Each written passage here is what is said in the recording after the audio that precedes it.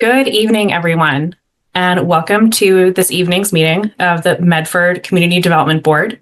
I'm going to call the meeting to order, and let's start with some obligatory procedural matters. This hearing of the Medford Community Development Board is being conducted via remote means. No in-person attendance of members of the public will be permitted, but every effort will be made to ensure that the public can adequately access the proceedings as provided for in Chapter 2 of the Acts of 2023. A reminder that anyone who would like to listen to or view this meeting while in progress may do so by accessing the link that was included on the meeting agenda posted on the City of Medford website. If, despite our best efforts, we're not able to provide real-time access, we will post a recording of this meeting on the city's website as soon as possible. A reminder that given the remote nature of this meeting, tonight all votes from the board will be made by roll call. Please know that project materials for all projects before the board can be viewed on the city's website, medfordma.org, by clicking on current CD board filings, and we will also drop a link in the Zoom chat for you all to use. We're going to start with roll call attendance. Jackie McPherson, Peter Calves, Here. Ari Fishman. Present. Sabrina Alpino. Adam Behrens. Here. Annie String. Present. Ben LaValle. And myself, Emily Hedeman, standing in as chair while our fearless leader, Jackie McPherson, is unavailable this evening. Danielle, can you please introduce any staff on the call? Yes, myself, Danielle Evans, Senior Planner in the Office of Planning, Development, and Sustainability, and also Alicia Hunt, the Director of Planning, Development, and Sustainability, is in attendance tonight. I believe that takes care of staff for tonight. Great, thank you. Now, before we address our first agenda item, I'd like to recognize that our Community Development Board and planning boards in general are not inherently political. But with the events of the past 24 hours, I would be remiss if I didn't acknowledge the impact and importance of decisions that were made for our country and for our city. Feelings like frustration, fear, anxiety, and sadness are widespread today, and it's our responsibility as a board to work within our mandate to support and advocate for those whose residence, relationships, bodily autonomy, or identity are at risk. When politics on a national level feel really overwhelming, we can turn to our own communities to improve life at a local level. I'm so proud to serve on the Community Development Board and so proud of my fellow board members. And I encourage everyone who has the privilege and capacity to serve their community to do what they can, whether it's a donation of time, money, or compassion. I'm also so proud of Medford. Our city saw about 67% voter turnout and largely supported candidates and causes that are in service of our neighbors, our community, and Medford's future. Now let's dig into our meeting agenda and fulfill our board's mission to guide growth and development in a coordinated and comprehensive manner for all that call Medford home. Thank you. So our first agenda item tonight is a public hearing for 21 St. Clair Road. This is a site plan review for a Dover amendment use. I'm going to read the public hearing notice. The Medford Community Development Board shall conduct a public hearing on November 6th, 2024, after 6:30 p.m. via Zoom remote video conferencing relative to an application for site plan review submitted by Assisi Holdings, LLC, to renovate an existing 4-story, 12,930 square foot building at 21 St. Clair Road, Medford, Massachusetts, 02155. Associated with a proposed 40-room shelter for women and children. This project is subject to site plan review for Dover amendment uses per the Medford zoning ordinance, section 94-11-8, and requires approval from the Community Development Board. I'd like to ask the staff for any introductory remarks.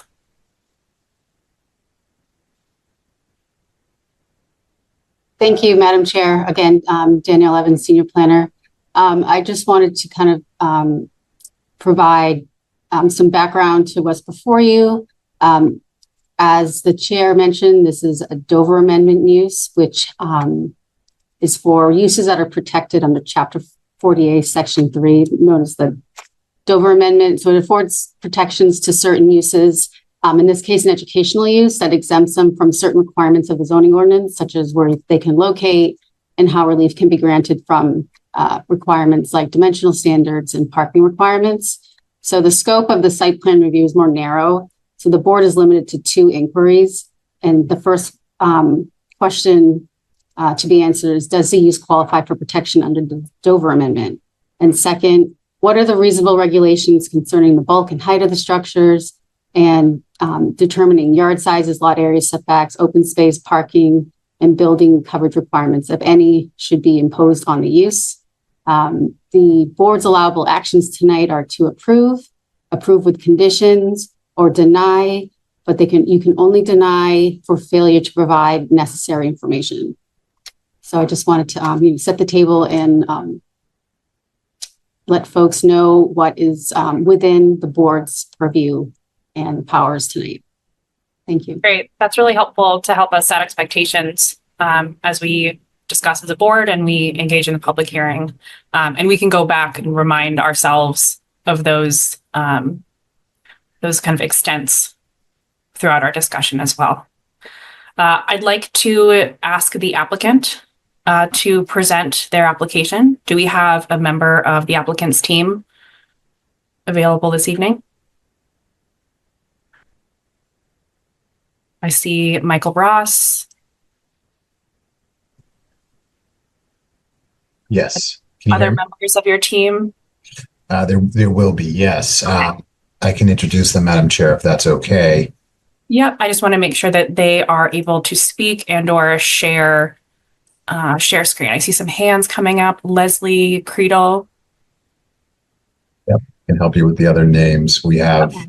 Taisha Bouchard, Leslie Creedle, Ruth Rollins, and our principals tonight are Andrew Litchfield and Stephen Sweta. Okay. I also have my associate here as well, Maggie Roberts. I was going to present, and not everyone's going to speak, but there might be a comment. That sounds great. I Are do you have able a to present. share screen? Can I do that? Is that all right? Maybe. Yes, you can do it, but technically we may have to troubleshoot a bit. May I? Okay. There we go. I think can we see your got it. screen. Okay. All right. Well, my name is Mike Ross. I'm an attorney with the law firm of Prince Lobel, and I'm representing the applicant tonight. Thank you for having me here, Madam Chair and members of the board, and for your comments thus far, and also for Daniel Evans for setting the table really well just there. We are here on a site plan review, as Danielle mentioned, for 21 St. Clair Road, and this is a photo of it. What we're proposing tonight is a women's and children's shelter. And we have members of our team who are prepared to speak about that as well. But what I'm going to do is going to provide a high-level overview and then, see if there are any questions. So this is our team, essentially. So Andrew Litchfield and Stephen Sweta comprise CZ Holdings. These are 2 real estate professionals who have a variety of portfolio of properties, and within them, properties that deal specifically with social services like the one we're proposing tonight, as well as other properties as well, market rate and the like. They had previously worked with one of our providers, and that's Taisha Bouchard. And Taisha has worked with a number of nonprofits within the state dealing with shelter care, but also specifically with what we're proposing here, domestic violent care particularly for women and typically young children. Taisha has worked with, and her entity is called Pathway Alliance. She has worked with an organization called Justice for Housing. Justice for Housing is here tonight, led by Leslie Creedle. And Leslie brought one of her colleagues, Ruth Rollins, who does Direct Care has been doing it for decades, I believe 30 years. So we have a real deep bench here to talk about the type of work we're doing, if that's what the board wants to hear about. Not here tonight, but provided in the materials that we've submitted to the board is our engineer, Fuss and O'Neill, who did a traffic review of the site, our architect, Eric Zackerson, who provided the plans I'll share with you, our landscape architect, MDLA, and then there's myself and Maggie from Prince Lobel. And what we're proposing is the use I mentioned.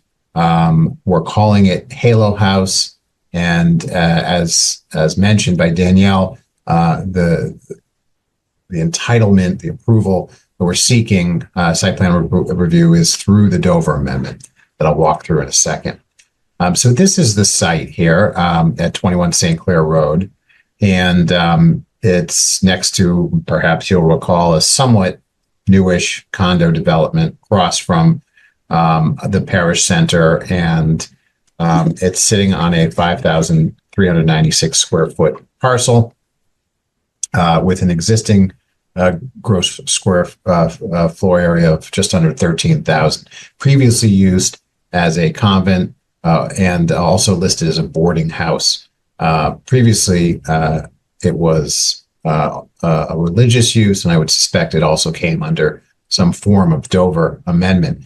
But it's interesting, I looked at the property, and the land itself was already subdivided and predates the zoning code, which in Medford is fairly early, 1925. Yes. And this site is 1924. The building itself was improved on the property in 1956. And I just thought this was interesting. The name of the road used to be called Love Lane. I just saw that when I was grabbing the documents. This is the existing structure. As you can see, it sits really tight on the property line. There's not a lot of space. And one of the reasons why I went to the history of the site is that this is not a case where we're showing up and finding just an empty parcel of land and we could build anything there. What we're dealing with is an existing condition that we're inheriting that has been in place as a building since 1956, as a parcel since 1924. So we're taking an already subdivided, non-conforming structure parcel and trying to make a use of the parcel, but also very closely following in what was previously there, at least in use, in terms of the impact and what have you. So I also want to just point out that even though there is almost no land to work with around this parcel and in this building, what is there is not really, utilized to the fullest and to the best. I mean, you can see this side of the building there. It's kind of an area for trash toters to be stored. The front doesn't have any kind of plantings. As you can see, you don't see bushes or trees or anything around the site. So there are things you could do, but it's just a very tight site. And this is the front of it. There's also no sidewalk on this parcel, which we're proposing to add in front of our building. As you can see here, again, this is the front of the building. And, you know, when it goes to the sidewalk, when it goes to this road, formerly Love Road, now St. Clair, we received a report from the Public Works Department saying that this is a private road. And it may be, but everything we've seen says that this is a public road. Medford's own street book lists it as a public road. And we did some other looking in the Registry of Deeds, and it was referenced as a public roadway by recently developed projects. So, I mean, I didn't do the full title examination. We could, but it seems to me that it is a public road and would invite a sidewalk and parking in front. This is the site plan. Again, you can see how tight it is on that parcel, really built out to the edge.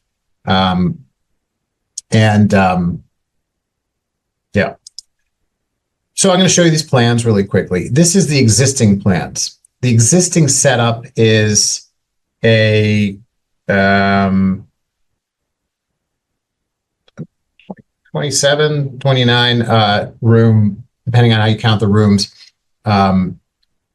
former convent with these rear rooms, as you can see here, this community, this cafeteria on the first floor, this chapel on the second floor, this community room on the third floor. Okay, and that's the fourth floor, as being kind of open spaces. And then you see this large classroom on the second floor here. This is the existing conditions. Okay, and what we're going to be proposing, I'll show you in a moment here. These are the existing elevations. And again, I'm going to show you what we're proposing here in a moment. All right, here's what we're proposing. So we took those back rooms, that classroom and that chapel and that other larger spaces, and are able to put rooms in those spaces. And then that classroom along the second floor, we're able to divide that and create 37 rooms for this facility now. And as you can see, these rooms have adjoining doors. And the reason why they have adjoining doors is because many of our clients who will come to this facility may have young children. Typical age, and we can talk more about this, are toddlers, but they might go all the way up into the young teens or teenagers. But typically you'll see younger children with their mother. And in such a case where you might have, say, a brother and sister or two brothers or something, there might be what would be appropriate would be to have an adjoining room next to the mother's room. And that's what we can do with these configurations. There's a lot of flexibility for that with these various rooms. There's also tremendous investment in this building. This building needs to be fully upgraded with all new systems, all new mechanicals, all new safety devices. And it needs new HVAC systems, new floorings, a lot of renovation on the inside. We're predicting that the renovation costs will be $800 to $1 million on the interior of this building, as well as some minor work to do on the exterior. There is no change to the envelope of this building. The building is staying exactly the same. On the fourth floor, let me make one other point. This first floor is really where all the education and classrooms and discussions and job training and even areas for children to play will be used. Lots of flex space, a lot of ability to use that first floor in that regard. And then each floor has a corner room, which is a flex room in its own self that can be used as an office or as a kind of alternative room, but it could also be used as a room if it's needed. And that's on the floors 2, 3, and 4, room 14, room 27, and room 40. So those are 3 additional rooms. So we can talk more about the activities that occur there. And then on the exterior of this building, what are we going to do? We're going to remove the cross and the birds. We will replace, point and repair the bricks, repair the windows, replace some if needed. We'll be adding a signage to the front door that says Halo House. You'll see there that there is a lift to be proposed on the front entry. And really, that's the only substantially noticeable change to the front and to all the elevations of the building, except for this is that right side of the building. And then on the left side of the building, what we'd like to do here, based on some of the comments we've received from staff, is to create a path of accessible travel here. So we have a redundant travel. We have a lift in the front, but we also have a ramp along the side of the building. At construction level drawings, we will have to do a little bit of work on this ramp. Ramps require a railing, and they require a flat period for just a certain section of the ramp. Our architect will do that, but this was something that we, at this level, are just describing as a ramp. And we'll have to flush it out a little bit more when we get to construction level drawings. Okay, and then landscaping. I mentioned that there's very sparse, not a lot of plantings or anything happening on the site. Here we're proposing, I believe, over approximately 50 plantings, trees, bushes, and the like along the front of the building, along the sides of the building, and then creating spaces and areas for people to gather. So that space on the right side where you saw the toters earlier and the garbage barrels, those would be replaced with an exterior area for people for guests, for clients to gather, to recreate, to sit, to have a cup of coffee, to do whatever. And then in the back, the same type of area there. Now, one thing we don't have here and we're talking about, and it's something that came from our caregiving team, is to create some sort of play space. What we think we're going to do is that area that you see as 8 and 9 there, that would be turned into some play area for our kids. It's just basic kind of playground type equipment, nothing too sophisticated. There's not a lot of space there, but we might incorporate that section 5 into it as well. That's a little bit of a change that we're proposing here based on some of the conversations we've had recently as we prepared to be ready for this hearing and having conversations with our team. And this is just some more detail that will, there will be fencing that are mentioned on our site plan and are in the plans. And these are the types of bushes and trees and foliage and the like that we'll be planting. So just, in terms of the Dover Amendment, which is the name given to 40A Section 3, the Danielle already mentioned it. There's just 2 qualifications here. One is the use, an accepted use under the Dover under 40A3, and we submit that we are providing educational services. I provided and then are there what are the reasonable regulations concerning the structures themselves?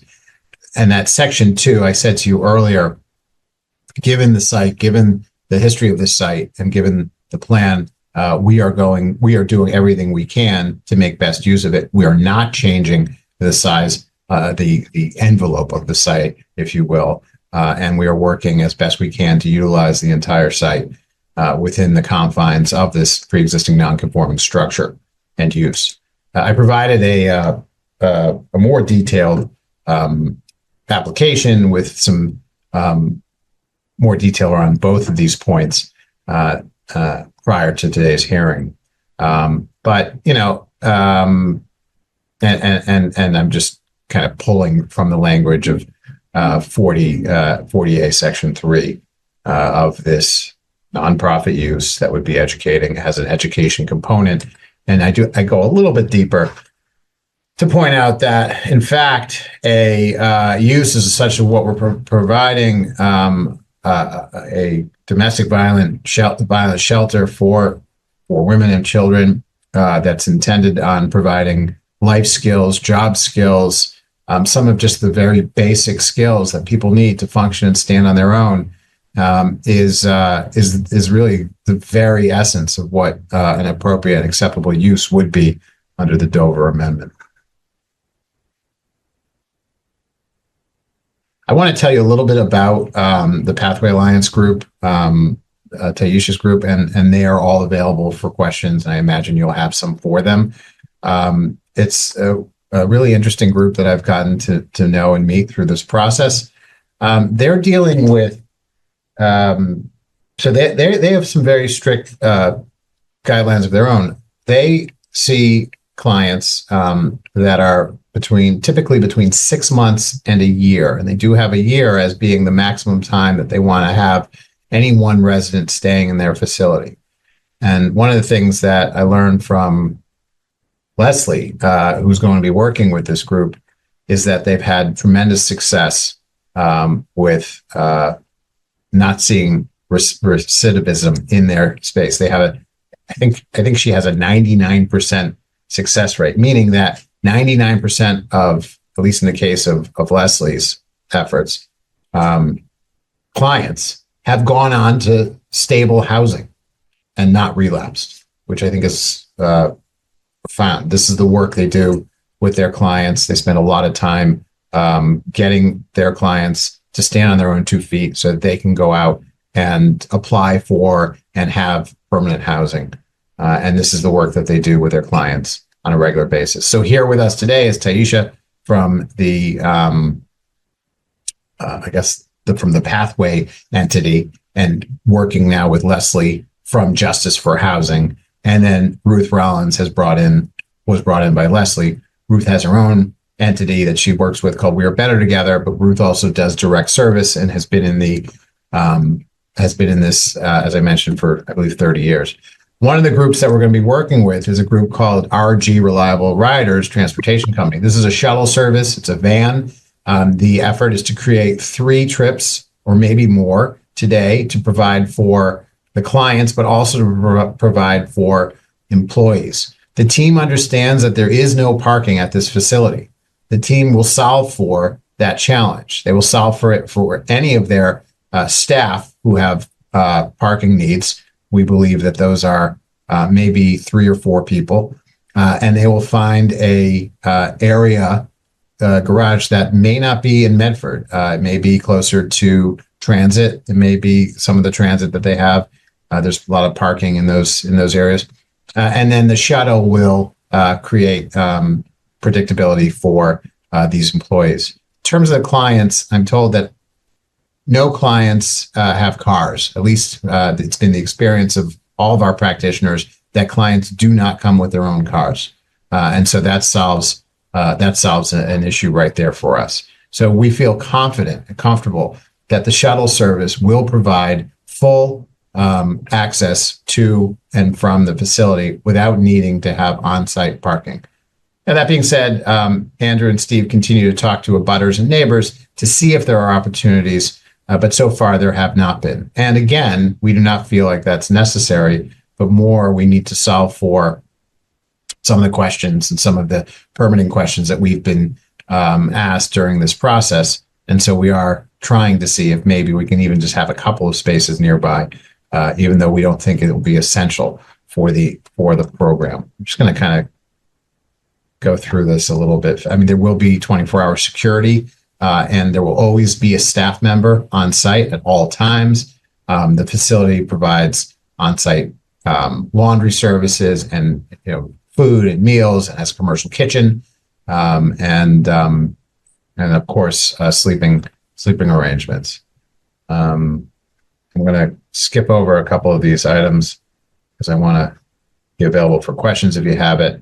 There's all kinds of classes, counseling, job counseling, meditation services, financial literacy classes, and the like.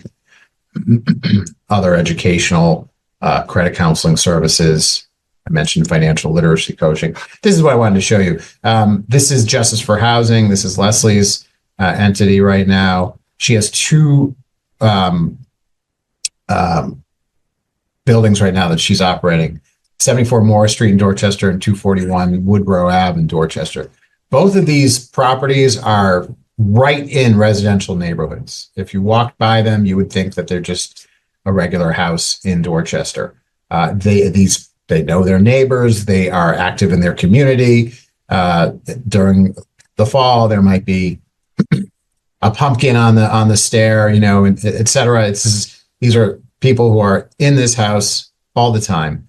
And this was that stat that I heard from Leslie earlier. They have, of her 367 clients, only 1% has needed to go back into temporary housing. The rest have been have really been able to get on their own feet. Taisha has worked with all these other groups, as have the other 2 practitioners who are with us, Ruthie and Leslie. But Taisha has worked with all these other groups in some capacity. She may be referring someone from the Pine Street Inn. She may be referring someone from St. Francis, Casa Marina, et cetera. The one thing I've heard from all the practitioners is that there are almost no domestic violence resources anywhere in Massachusetts. It's extremely hard to find any resource like this. There might be a scattered site here and there in someone's house, separated from services. This is a very rare thing indeed. There are a number of rules associated. This will be a non-smoking facility. There's no alcohol, no drugs. These are very regimented facilities that are not, that are supervised and intended to help bring people into a healthy environment and get them into the right pathway. So now I want to kind of shift from the use and just kind of close out here more on some of the physical attributes of the site, some of the maybe even you might say shortcomings of the site, but that we're dealing with as a result, and how we're dealing with those challenges as we are proposing here to you for site plan review. So there is no parking. I've mentioned that. I also mentioned that most residents will not own their own vehicle. I believe all of the clients will not own their own vehicle. And in the case of those 2 or 3 staff members, I believe that we will be creating a shuttle service that will bring them to the facility. There's ample MBTA services. There are always going to be an employee on site, but the total number of employees are not that many, 5 to 6, and that during any one shift, there might be half of that. I did want to just have this little graphic on the side that, we do want to build a sidewalk off of our property. We would provide those to the city for approval. And we do believe this is a 61-foot frontage on the site. We do believe that there would be space for at least 2, maybe three cars on the front of the building. So I do think, practically speaking, pickup, drop off, deliveries, those types of things. It's good to have some space to do that with, and that would be what that would be made available for. I mentioned there's ample parking, and then, of course, the Orange Line and the shuttle will tie into these resources. We provided a traffic study from Fuss and O'Neill engineers. I just wanted to share with you, is that the way traffic studies work, as you've seen in your capacity as on this board, is they look at what the previous use was, they look at what the proposed use is, and they see what the difference is. Here, there is no difference, because the previous use and the proposed use have the same impact based on what we're proposing, based on what was there. And that's, we've provided this memorandum from Fuss and O'Neill, and we're happy to, answer any questions about that. Fuss and O'Neill concludes that based on the foregoing assessment, it is the professional opinion of Fuss and O'Neill that the proposed development at 21 St. Clair will have negligible impacts on traffic operation within the study areas. Just finally here. So there were a number of comments made from your various departments within Medford. By the way, it's been a pleasure to work with Medford and your various departments and your staff.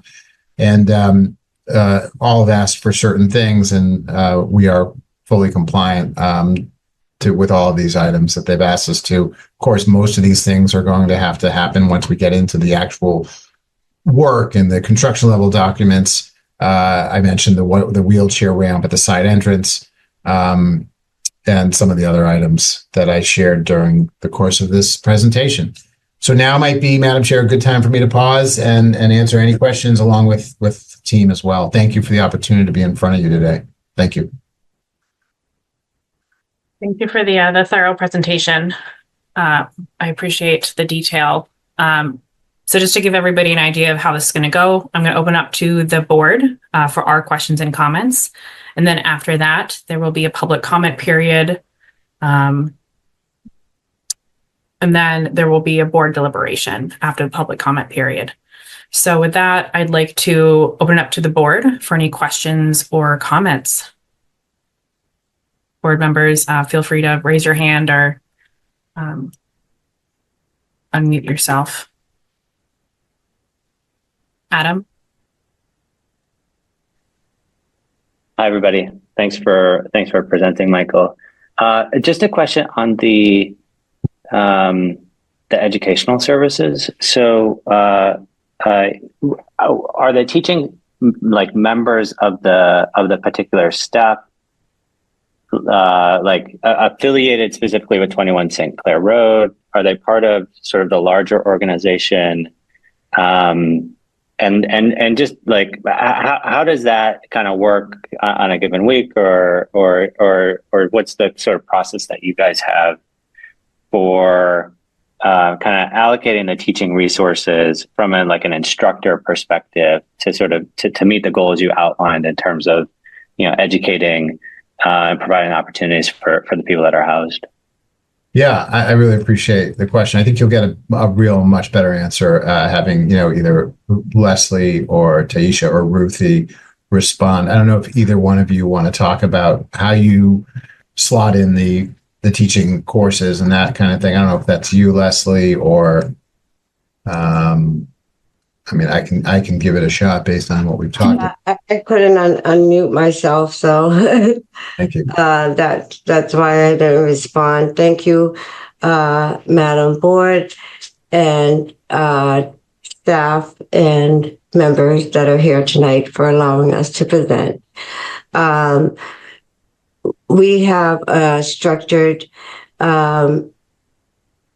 educational system, really on focusing on workforce development, getting people back to work.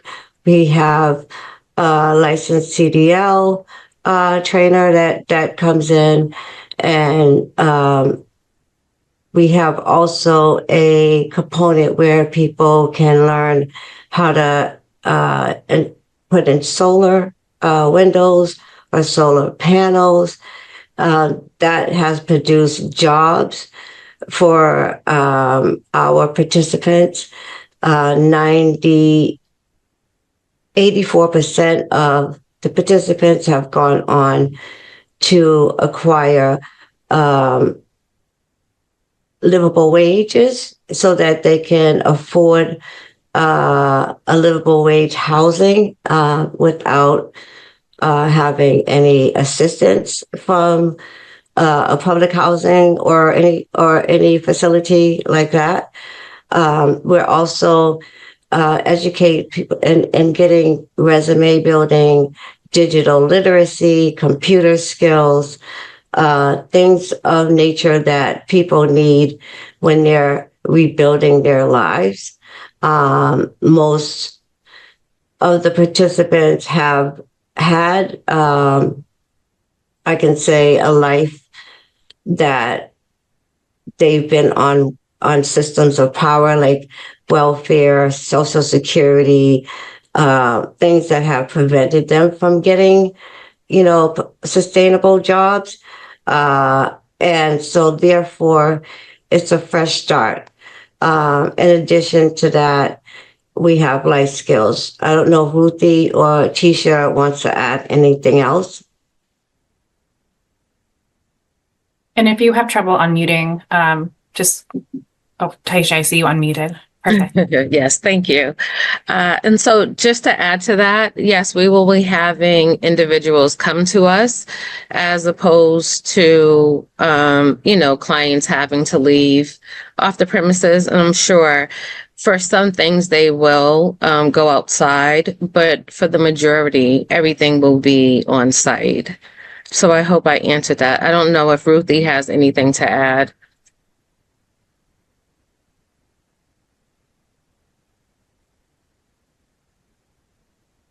Ruth Rollins. Yeah, good evening. So, and I hope I can add more value to the question. So based on the population we're going to be working with, so every provider, community partners that we've already had experience with working with this population will be trauma informed. So not only are we going to, in regards to financial literacy and supporting them around domestic violence services, we will also be working with the children.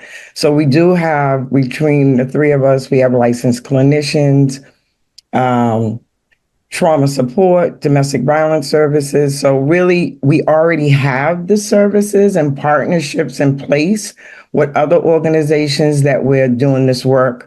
So it's more so we're just trying to provide empowerment and wraparound services for the whole family. So we're not recreating something new. based on our experience in doing this work, we already have partners in line to work with us that will be coming and working with the clients. The goal is to provide services at the resident where the program would be at. So I hope I was able to add value to the question. Yeah, with a focus on maintaining, rebuilding oneself. So a resume building, financial literacy, like she said, credit is a big barrier. And so we really focus on budgeting, credit, how to manage a bank account, how to obtain a mortgage. Our goal is to get people from shelter to stable housing and to home ownership. And that's what Justice for Housing, our role is. Adam, any follow-up questions? No, I'm good. Thank you. I see 2 board hands, and I think I also see a member of the public's hand. Just a quick reminder, this is board questions and comments at this time, and we will get to public comment. Ari, I believe I saw your hand next. Perfect. Thank you, Madam Chair, and thank you to the applicants for the application. It sounds like a really wonderful project that will provide a lot of benefit to the community. My question is actually more to city staff, and I'd love if you can kind of tell us a little bit about how common it is for Dover amendments to be non-traditional schools, so not universities, public schools, and the like. And I imagine that that's a common question. So if you can give us some context and history and norms for the public, that'd be very appreciated. Sure, Madam Chair. So when this potential project was originally brought to us, we met with them, with Robin Stein, one of our attorneys from KP Law, to review how this could be permitted, should this be permitted. And when their lawyer said, well, this would be a Dover use, she assured us that that was actually a very common way of permitting projects like this, that as long as this is not the kind of shelter that opens its doors at night, people come in and sleep and then leave in the daytime, that would not necessarily, we were not talking about. This is where somebody lives there and there are supportive services. She said that is actually very commonly permitted as a Dover use. I did not make any note of case law. I wasn't sure if that's at all helpful. But I assume that the applicant's lawyers came prepared with some case law to cite as necessary for it. We took our lawyer's word for it that this is a standard way of permitting a project like this. Ari, would you be interested in hearing some of that information from the applicant? I would. We don't have to read every word of it, but I'd love to hear confirmation of that. Thank you. Yeah, maybe I put Maggie on deck and put you on the spot, my associate who chased down all these cases. But I think, you're in Medford. You're probably used to having Tufts University show up and apply under the Dover Amendment. But it's really, the concept's the same. It's intended for educational purposes. And long ago, the question about whether or not a facility like this would qualify. And I think the leading case is McLean Hospital, which I'm sure you've all heard of. And McLean Hospital does a lot of the types of services here that we're talking about on a much larger scale. And it's McLean Hospital who, when they were initially permitting their facilities nearby, Lincoln, I believe, maybe not that nearby, but in Massachusetts. It's a Massachusetts case. This was, and other versions like that. McLean's the one that we cited in the materials that we sent to you. This is exactly what was cited. And this is what the Supreme Judicial Court has cited and continues to cite as the most recent relevant type of law in this space. And for those reasons, and then many others, I don't know, Maggie, how close I got there. Do you feel like you need to add anything? Maggie Roberts, attorney? echo what Mike said. It's, there's a whole body of case law, but it's really just comes down to the education, its purposes is this broad concept. And I think, it's that one case and many others. There are these like immersive residential programs, and where, they're teaching, their clients to kind of lead productive lives, be independent. I think the quote is like, education is a broad concept. And yeah, so just like Mike said, you can kind of, it's a broader concept that not encompasses more than just traditional like school.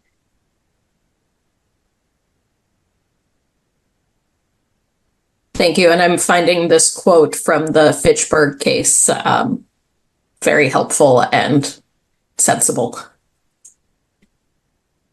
That's on the shared screen right now. I appreciate the thorough answer. Thank you, Ari. Peter, I see your hand. Yes, I have one question for the applicant and then a confirmation of a couple things. Question for the client is, for the applicant is, what is going to be the scope of the educational services provided on the site? Do you have that kind of broken down in kind of hours of instruction per day, or is it not quite a model that you can measure in something like that?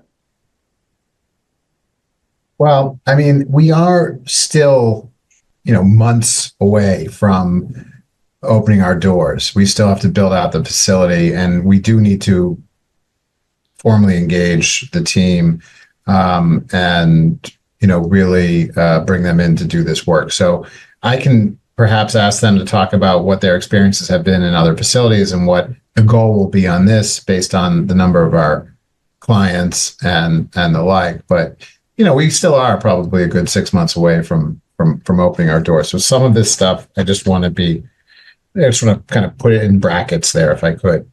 Maybe ask. Oh yeah, no, that's great. I just am trying to get a sense of this, like I said, the scope of educational services that will be provided on site.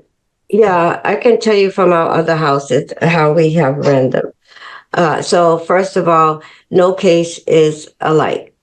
Everybody doesn't have the same social issue, right? And so first we have case managers who assess, right? Our goal is to stabilize, then educate, rebuild, and then focus on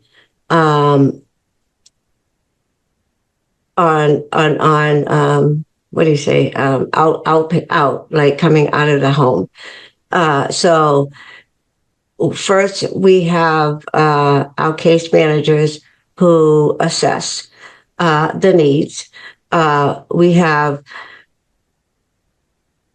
monthly meetings that have to have house meetings. We have monthly house meetings, and then we have weekly sessions with either a workforce development, depending on which class you're in. If you're taking CDL, they come twice a week.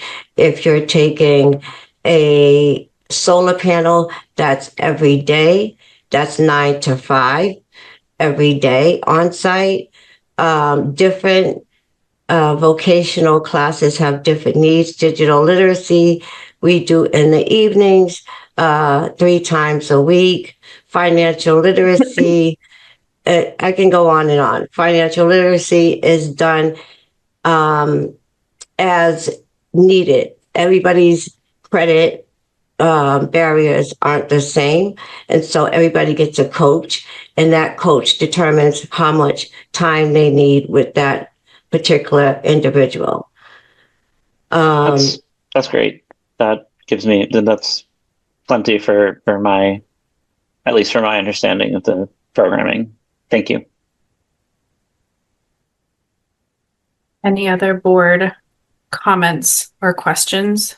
Oh, wait, just a second. I realized I had a couple other things. One of which was just a confirmation that the St. Clair Road, at least on the MassDOT roadway jurisdiction, roadway inventory map, which is in my day job as a traffic engineer, what we use to determine jurisdiction, does have St. Clair Road listed as a public way, so that does support the applicant's claim and something that we'll have to figure out. And another this question I think is, oh wait, no, I was going to say I have a question for city staff about what the options were for Dover Amendment, but I think Attorney Ross did a good job of going through those, so I actually had those written down in my notes. So thank you. Good. Great, thank you, Peter. Any other comments or questions from the board? All right, I just had a couple thoughts I wanted to share before we move over to public comment period. I see we have a lot of people on the call this evening, so I'll be brief. I did like that you mentioned adding a sidewalk in front of the building. However, that does leave a significant gap between the corner of the street and the St. Clair Road building. So that is something that I would like to hear more about, or maybe we could put in our conditions. Parking is always going to be a concern in Medford. We're working really hard as a city to make sure we're doing the right thing for that. I was a little concerned to hear that, solving for parking is still in process. I hear your comments on the shuttle. And this may be a question more for city staff, but I am curious what parking regulations or restrictions, if any, are currently in place on St. Clair, or if it's just a Wild West, like a lot of the roads we have in Medford. Madam Chair, I think that the staff was under the impression that it was a private roadway area. To look at it, it does really look like that. I would not blame them for a second for thinking that is exactly what this was. I think we would love to participate in supporting the city by creating a sidewalk in front of the building. I would imagine at some point the city would probably want to, put some capital resources into putting a sidewalk there, although that's the city's decision. But I think by at least hitting our sidewalk, we can do our part to support that effort, and we could create the appropriate transitions back to the ground condition, whether it's a tactile strip on either side, however the Public Works Department wants us to do that.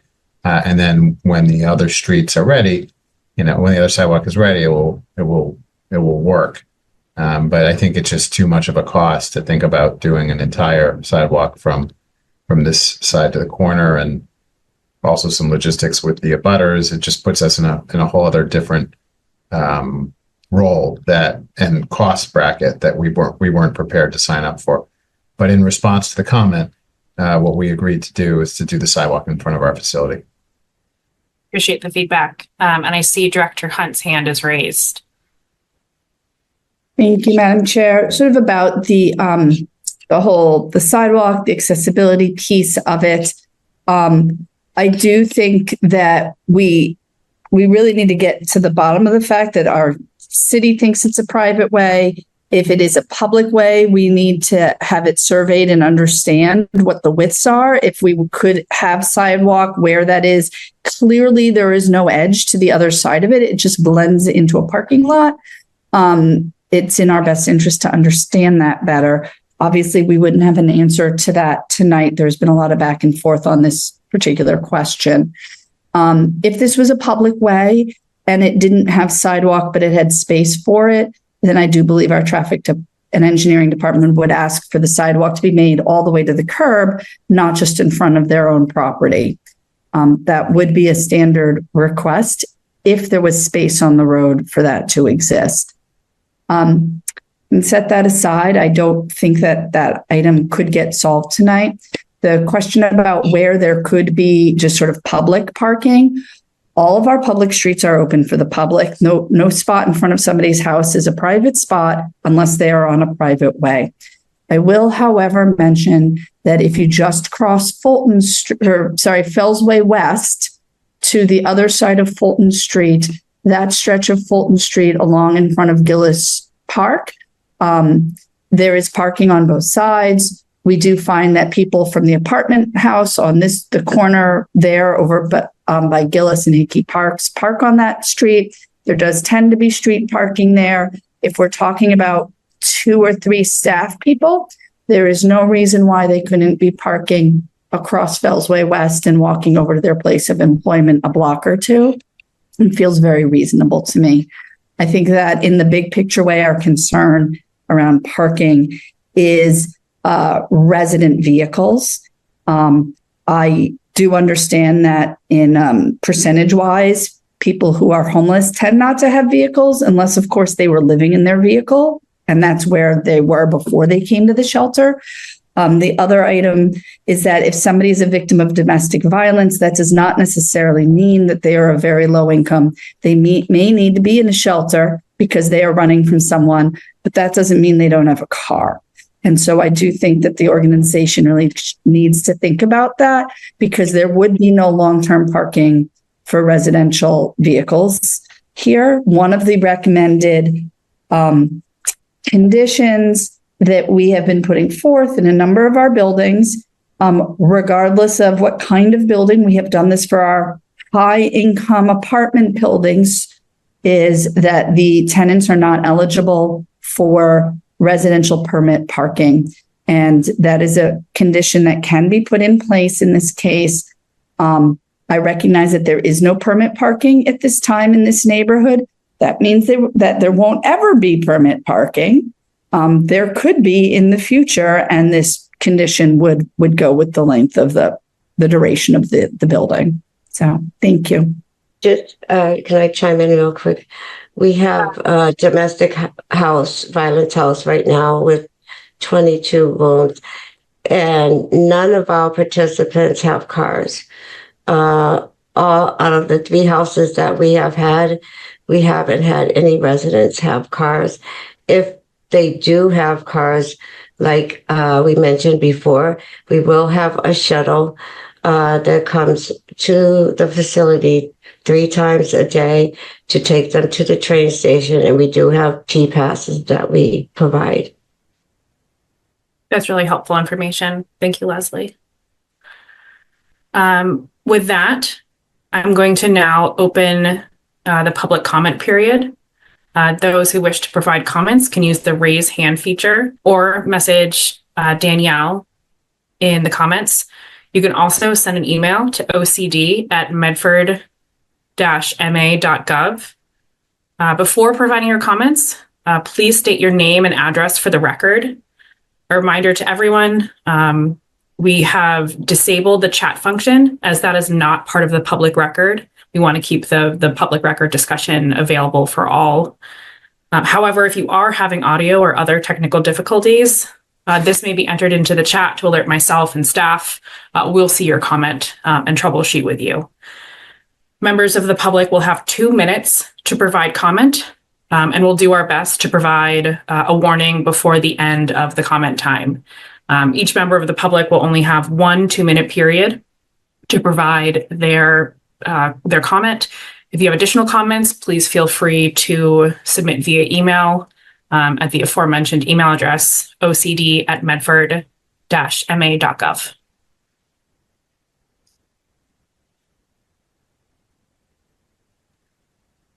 I'm going to hand it over to Danielle to manage the comment queue and then read any previously sent emails or letters. Madam Chair, I have a raised hand with a username of iPadKR. Remind me, what was the time limit that we were giving in 2 minutes. 2 minutes?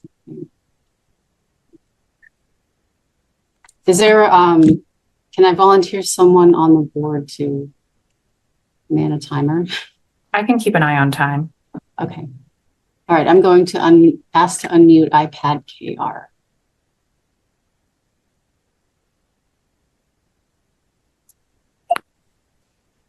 Hi. Well, I appreciate there's a lot of information in this meeting tonight. I am begging the board to keep the hearing open for review the material of tonight's presentation with an expert. The property also has a restrictive covenant of the deed relative to educational use. Have you received written approval of that from the party for the use? I have many, many questions, and I'm disappointed to only have 2 minutes because this has gone on for a very long time, and 2 minutes is not enough. I am a direct abutter. My property is listed as lot 22. I'd like to explain that parking is our main issue here in this neighborhood, safety being the second. In front of the building, you propose a sidewalk. No one mentioned that there is a hydrant there and that it is in fact a fire lane. There's no external fire escapes.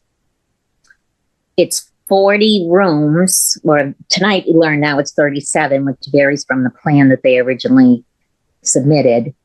And there's no elevator. There are 2 rooms on the floor, the first floor that would be handicapped accessible. The perimeter of the building, there's 4 feet on the left-hand side, which is where the proposed ramp would go to the side door. How would the children get to this play structure? And the corner is the entire width along the left-hand side of the building, against the chain link fence is 4 feet. At the back, it's 5 feet, which goes to 7 feet on the right-hand corner. Provided a 10-second warning for the conclusion of your comment.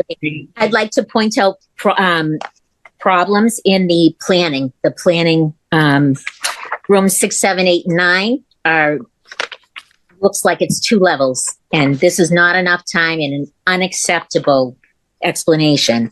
I also have another. Your feedback. We would love to have your name and address, which is required at the start of your comment. And I really appreciate your feedback and coming to the meeting this evening. Thank you. Can I go next? Yes. Can I go next? My name is Abida Banu. I'm sorry. Comments are going to be called in order by Danielle Evans. Okay, so Abida is here, and she's the other abutter on the opposite side of the building. Oh, okay. I'm sorry. I didn't understand that.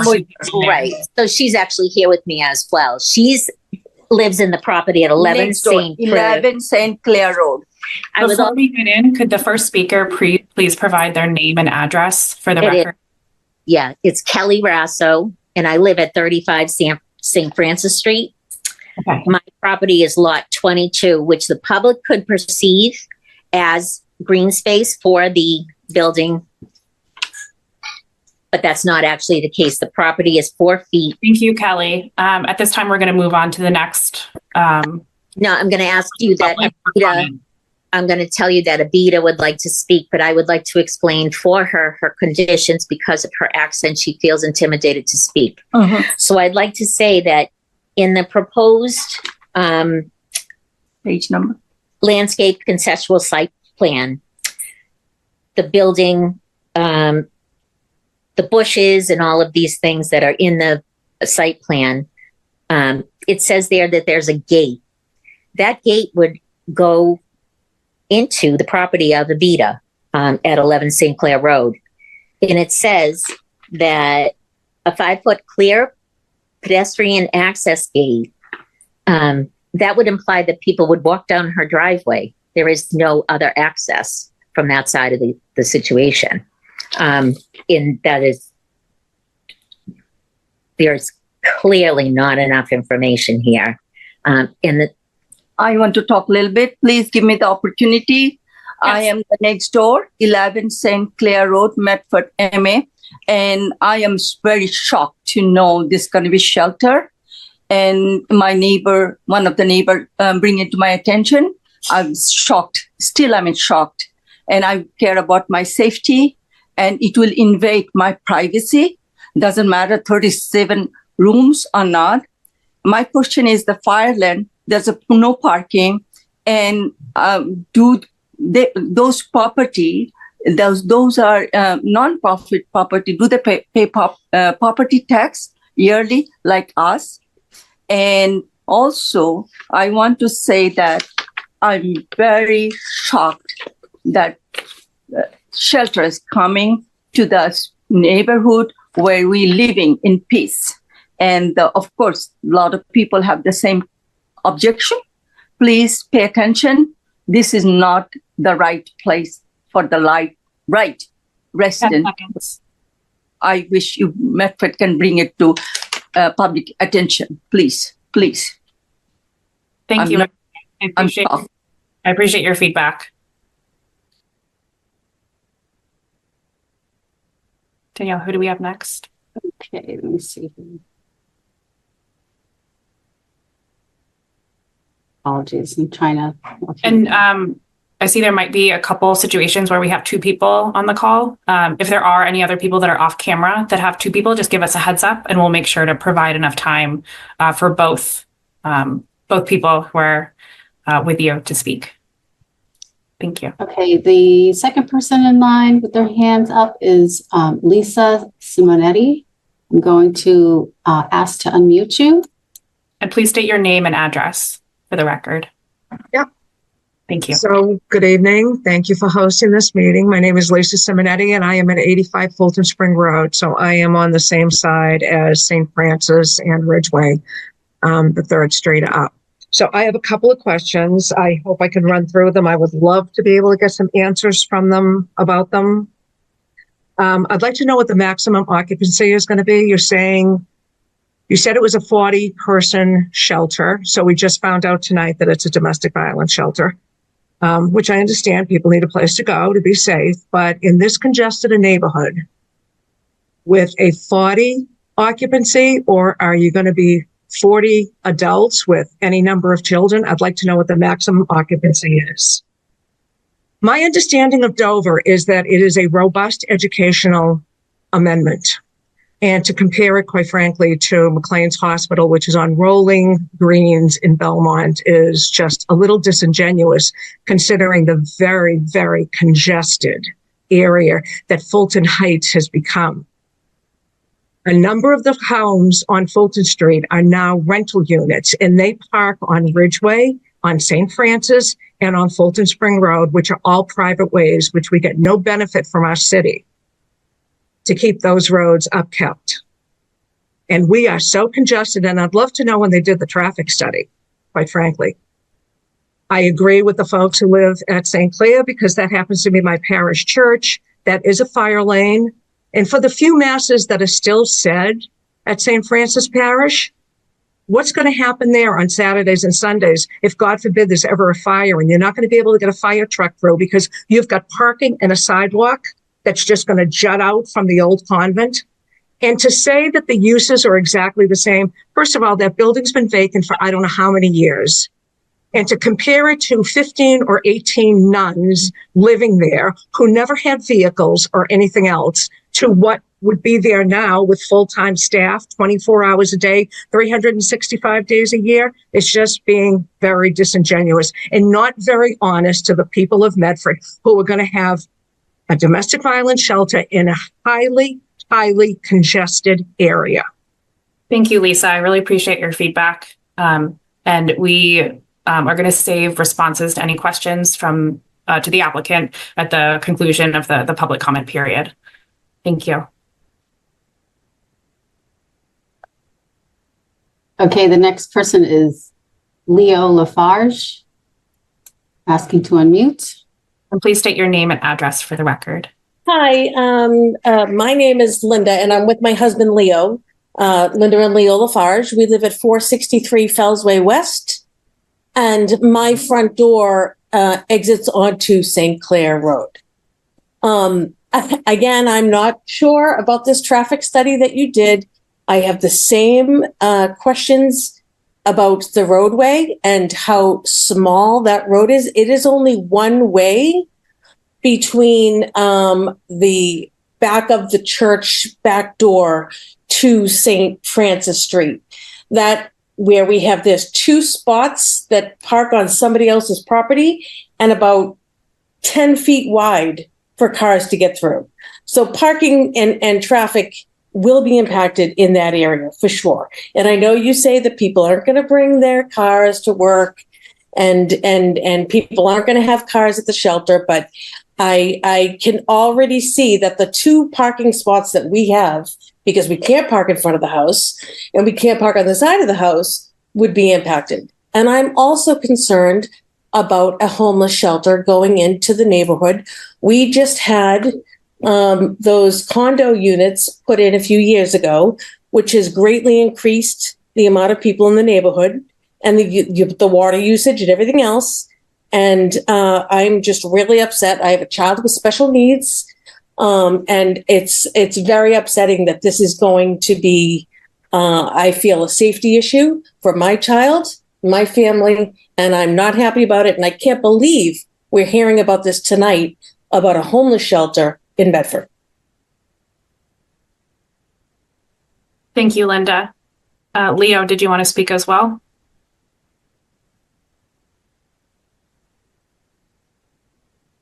I think I need to unmute them again. Okay. I forgot there were 2 people. Yes. No, he's fine. Okay. We're good. Thank you so much. I appreciate your feedback. Okay, next speaker is Lynn's iPhone. I'm asking to unmute. Could you please Yes. state name and address for the record? My name is Lynn Sullivan. I live at 121 Riverside Avenue in Medford. That is my parish church I go to at St. Francis. One of my questions is, you have a lot of things to keep the adults busy. Who's going to be watching the children throughout the day and evening? And where are they going to play? Second of all, I wanted to ask, will this be Americans or will this be housing illegal immigrants? We're going to save responses to all public comments for the end of the public hearing. So if you have additional comments, I'd encourage you to share them. Well, I just asked about the children. Yeah, we'll right. respond to all public comments at the end of the. Oh, I'm sorry. I thought that was the question I had. I'm sorry. I thought you were answering questions. Sorry. We're trying to collect all the questions because I'm sure a lot of people have similar concerns, but we want to hear from everybody. Did you have anything else to add, Lynn? Not right now, no. Okay. Thank you so much for your feedback. I really appreciate it.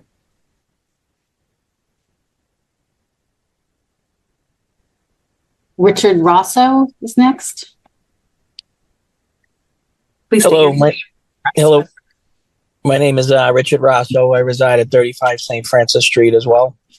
And I'm a lifelong Medford resident, 58 years. I've served the city on the police department for 24 years. I'm retired. I'm also a business owner in the city. And my concern is the safety in the building. With the 4 stories they have, I've responded to many calls. If there's a problem up on the 3rd, 2nd, 3rd, 4th floor, are they going to have an elevator? Or is the emergency services going to have to run up 4 flights of stairs? Is this going to be ADA compliant for the whole building? Which I think as an educational facility, it should be ADA compliant on the whole floor. So I'd like an answer to that. And also, I'd like to know why the traffic study, the citizens are in the neighborhood couldn't see the traffic study. And I'd like to try to table this for the future, because I'd like to confer with the lawyer and let them see the traffic study. And I want to also know if it's going to be ADA approved. I'm concerned about the fire and the children in the building. If there's something goes on in one of the upper floors, are they going to have to wait for emergency services to go up 3 flights, 4 flights, and how are they going to get them down? It's concerning. All right. Thank you. Thank you, Richard. Appreciate your feedback. Madam Chair, I just want to state for the record that the application materials that are on the city website should include the traffic study. I know that was a late addition. I'll verify that it is there. If it is not there, I'll put it there. And I realize that we're sending a link to the current filings. Would it be appropriate to drop a link specifically to the traffic study? Sure, if somebody can man that for me. Let's say take the next calls and I'll get the link directly to this folder and then one to the traffic study while you take the next comment. Thank you. Okay, next speaker is Kevin Wong. Hi, Kevin. Name and address. My name is Kevin Wong from 1 St. Clair Road. Thank you for the opportunity to speak. The proposal seems nice, and I think if well executed, could provide a lot of value to the clients. But as a part of the community where the shelter will be located, I'm worried about the long-term sustainability of the project. And I also want to make sure that there will not be negative long-term impact on the community. So 2 points I'd like to call out. First, at a glance, from what I can see on the material available online, the property is owned by real estate developers who seek to profit from this property, and the property will be operated by a company, Pathway Alliance, that I learn is just 3 months old and founded by a real estate agent. I think it is easy to write a proposal and name names in your proposal, but execution is hard. Second, a shuttle is proposed, but without parking and more direct access to public transportation. Can the shelter really serve its educational purpose in getting their clients back on their feet? So given those 2 points, if I may make a request to the board, is to consider the long-term impact of allowing the Dover Amendment to be applied here, and to make sure that there are mechanisms in place to keep the petitioner and the operator accountable, such that it continues to serve its intended educational purpose. From what I've seen, there is no track record that indicates it will continue to serve that purpose in the long run. That will be all. I appreciate the board for listening to me. Thank you, Kevin. Appreciate you taking the time. Stephen Angeloni. I see there's 2 of y'all. Do you each want to speak? I think so. I'll try to keep it brief. I'm Ega Angeloni and Stephen Angeloni. We're at 1 St. Clair Road at the condo buildings on the corner. I think, we all have the same questions about whether the Dover Amendment is being applied appropriately or perhaps a bit liberally. From my understanding, just because an organization falls under nonprofit status does not automatically give them protection under the Dover Amendment, unless the main source of the facility's use is education. And to me, this sounds like the main source of the facility is shelter. And that education would be a component and perhaps a part of the programming, though admittedly there was, was a little bit vague and we're 6 months away. So it's not fully fleshed out yet, it sounds like. I think I want to echo Lisa and some other sentiments, Kevin's sentiments about the community impact. I think we're concerned in general, of course, about changes in safety, congestion, parking, et cetera. But being a domestic violence shelter, I think I'm also concerned about domestic violence, the people that clients are running away from finding this area and maybe increasing, the danger in the area here. So I'm curious a little bit about the security. You mentioned a security guard on staff, but what does that really mean? What does that really entail? Just generally a little bit concerned for the long-term impacts for those of us who are walking that space every single night. Thank you. Yeah, that's all on my end too. Thank you. I appreciate you both joining the call and giving feedback. Michael Ruiz. Name and address.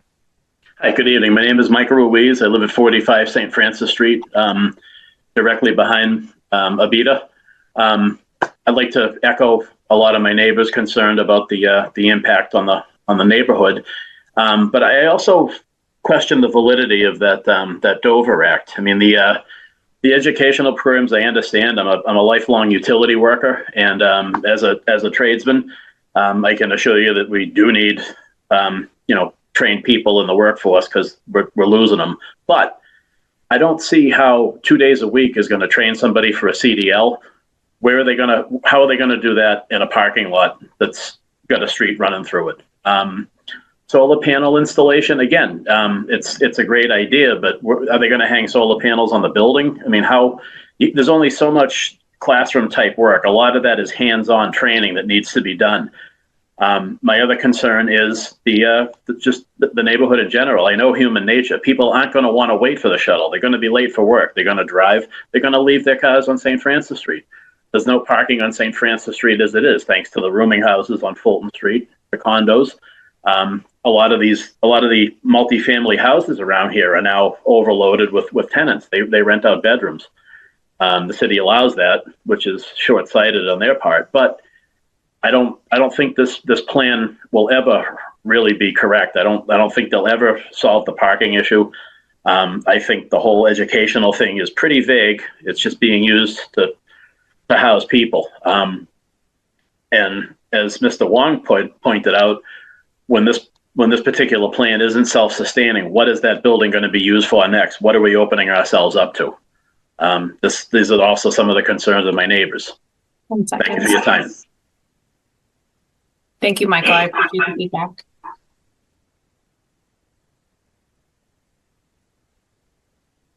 Angus Ho is next. Hi, yeah, my name is Pangus Ho. I live in the One St. Clair condominium, which is right down the street from the building.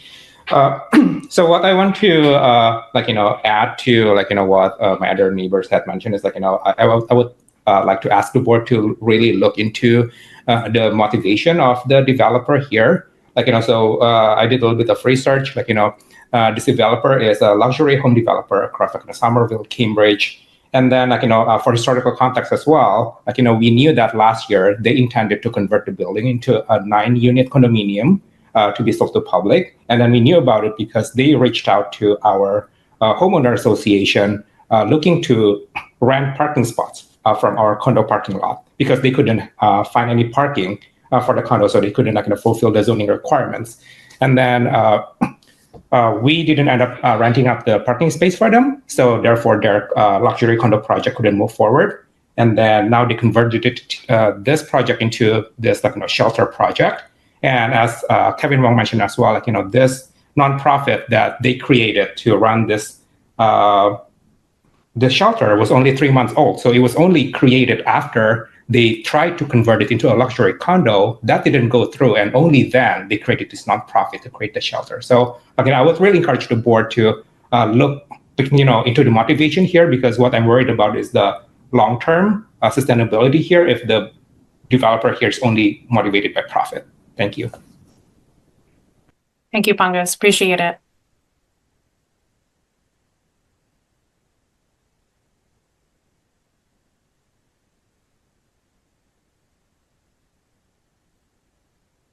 Emily Lazaro. Hi, thank you. I'm Emily Lazaro. I live at 170 Mystic Street Extension. I'm a Medford City Councilor. I want to voice my support for this project. I appreciate the organizations that are coming together as a coalition to try to make something like this happen. One of my day jobs is working for the Malden Warming Center. I care a lot about folks that deal with this kind of thing. It's very hard to find places for people to live, especially people with children. My organization can't serve children, so it can be especially difficult when you're faced with a situation like this. And I applaud your compassion and your dedication to this population. And I would also just encourage the board to keep in mind that there are always challenges. I think this proposal from the group that's put this paperwork together is pretty comprehensive. I think it can be carefully reviewed, but I also think that now is especially a time for us to lead with compassion and try to remember that hard decisions are going to have to be made, and people are going to face a lot of difficult moments. And if we can try to help each other and move forward, trying to find a way to assist each other and have empathy and compassion. I think that's the best way to move forward. And I would be proud of Medford if we could use an empty building like this for something like the proposed use. Thank you. Thank you, other Councilor Lazaro. Appreciate you being here.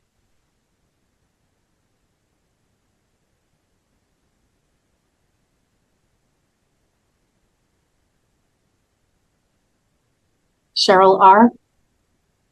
Name and address, please. Hi, I'm Cheryl Rodriguez. I live on 281 Park Street, the neighborhood that Alicia Hunt said that these people can just park in, which they can't because it's very busy over here. We can't support you.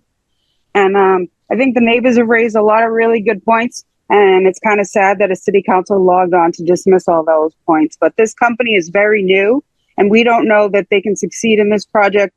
If it's too hard to park there, they'll probably just drop the teaching component and just keep the shelter in place. So this is a real stretch of Dover to say resume help or helping them fill out housing forms would make it an educational facility, because that's not true.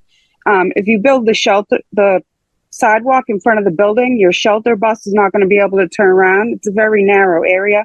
So if the parking lot is in use, they're not going to be able to turn around. So I don't think they've done the math on that properly. I'm also wondering about the students that are going to be moving in here. Will they be going to Medford schools? Is this a migrant shelter? Will they all need ELL services? As I'm sure everyone on the meeting knows, yesterday we passed 2 overrides because our schools are overburdened, and we added 103 ELL students in March of 2024 that we couldn't support. So if this is that, then we're going to be in trouble again. I just want to have some clarity. And if they don't have answers to those questions, then I urge the board to not move forward because this plan isn't fleshed out and they're not ready to go. Thank you. Thank you, Cheryl. Wyman Shao. They're not ready to go. Please state your name and address.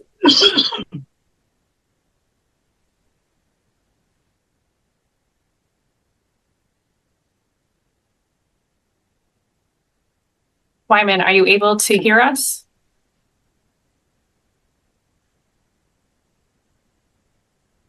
Wyman, I'm clicking the ask to unmute button, so I think you need to push the button to unmute yourself.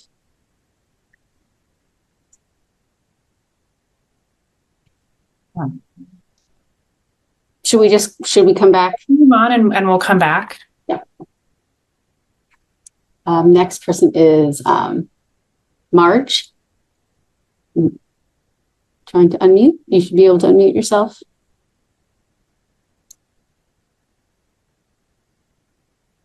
No. All right, Marge, you should be good to go. Okay, can you hear me? Yes, thank you. My name is Marge Kirchmeyer. I live at 25 St. Francis Street, and my house directly overlooks the parking lot at at the church.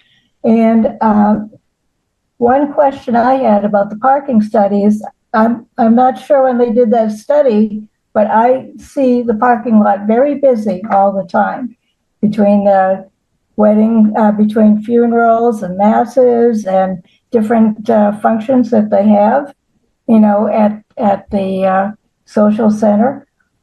And I'm concerned about the safety of the children, plus there's no real playground for these children that is, I know you talked about making a little playground or on the side of the building or something.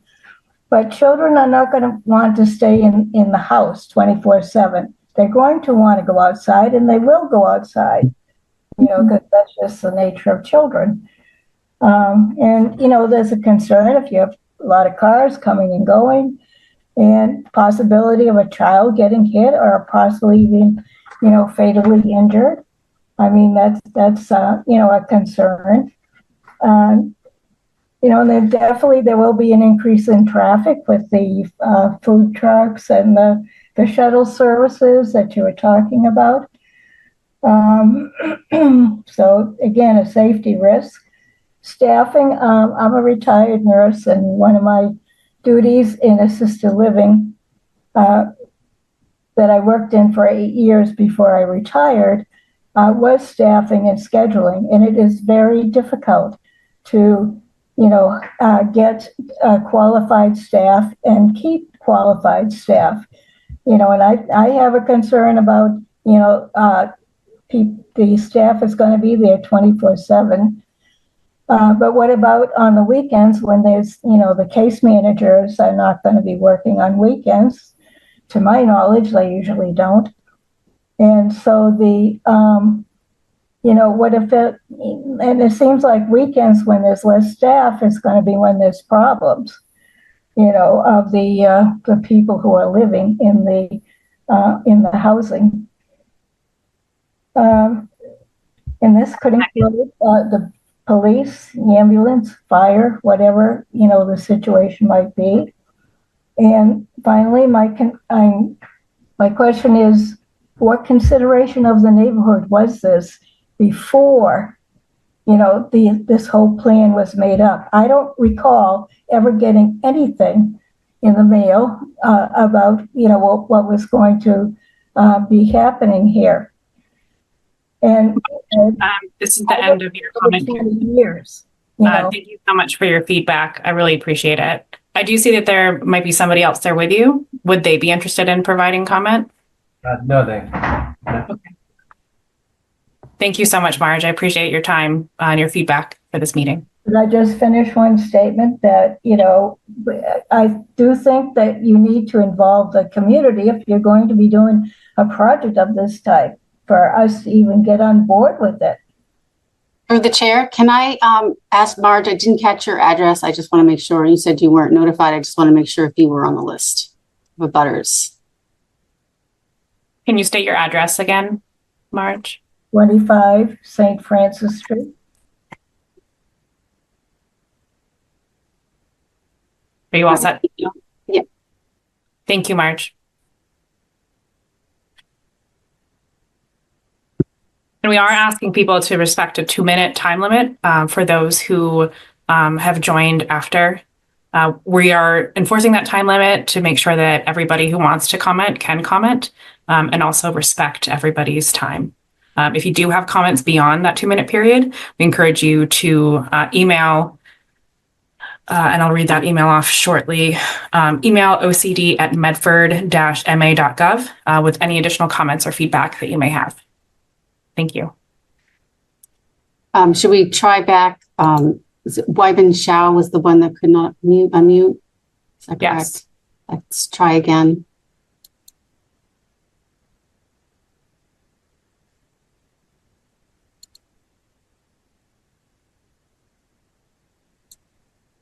All right, let's move on and maybe circle back at the end of the public comment period.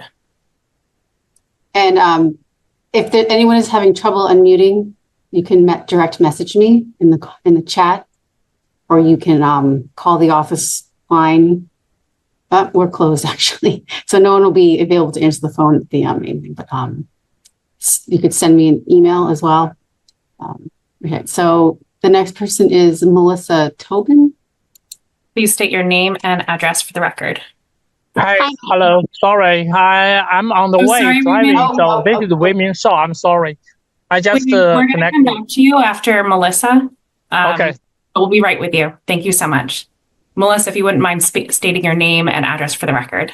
Yeah, hi, my name is Melissa Tobin. I live at 97 Taft Street, lifelong Medford resident. I just want to echo what my fellow residents of the Fulton Heights has said regarding the building being ADA compliance, the parking in front, the safety, the community impact. Also, as we just passed some overrides to further fund our schools, really how will these children be funded? Also interested in learning more about the total number of residents. I know there's 40 rooms, but is it double, triple, or quad occupancy? Would be great to share with us. I read through the documents and I did not see any of that. Some of the documents loaded on the Google site compared to what was presented tonight are a little conflicting. I also ask and challenge the board to do their due diligence with this matter and not take lawyers' words for things. You represent the city and also its residents. So we look to you to do your due diligence and not trust every single lawyer because they said so. Read the documents or even a nonprofit that's been around for just 3 months. I also think we're just coming off a pretty heavy election yesterday with, 4 ballot options just for the city of Medford. And we have this meeting the very next night.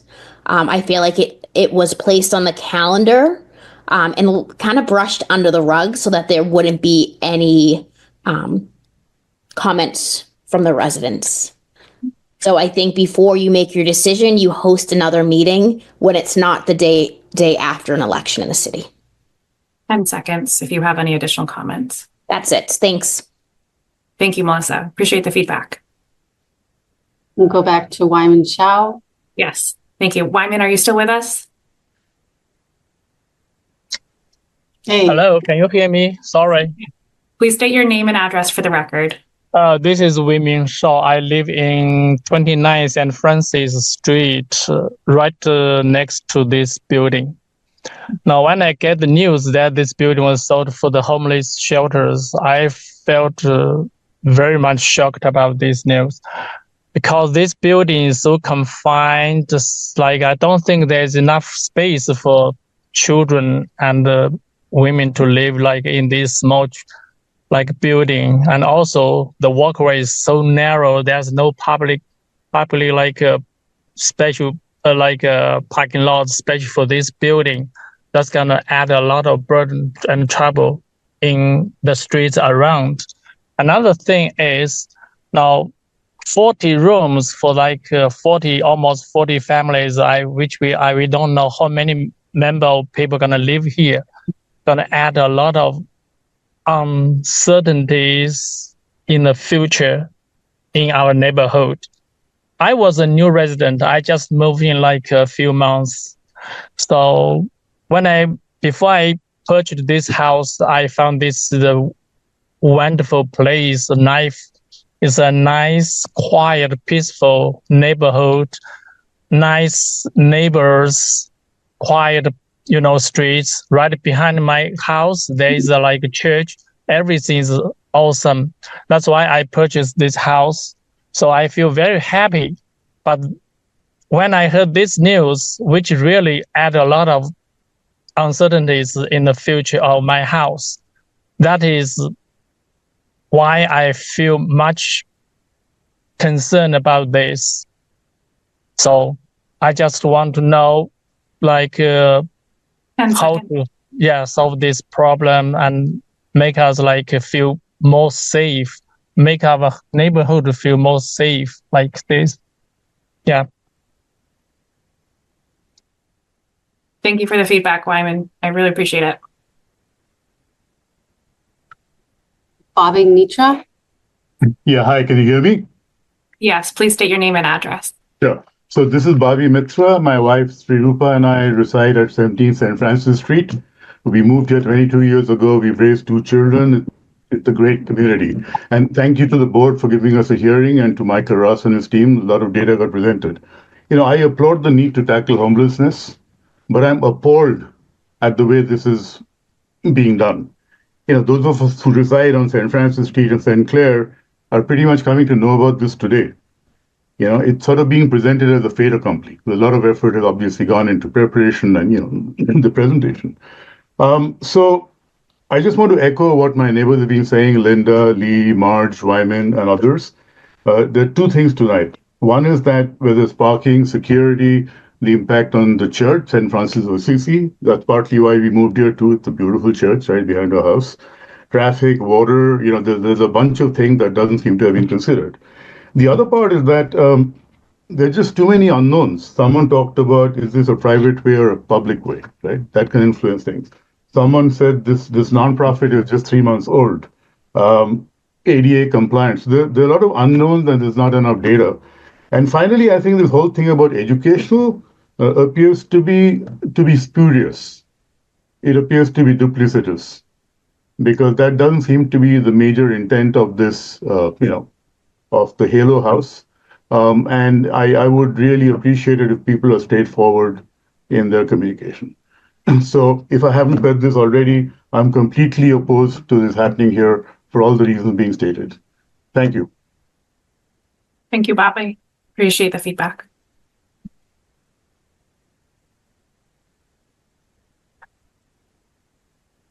Maria Palomino. Please state your name and address for the record, Maria.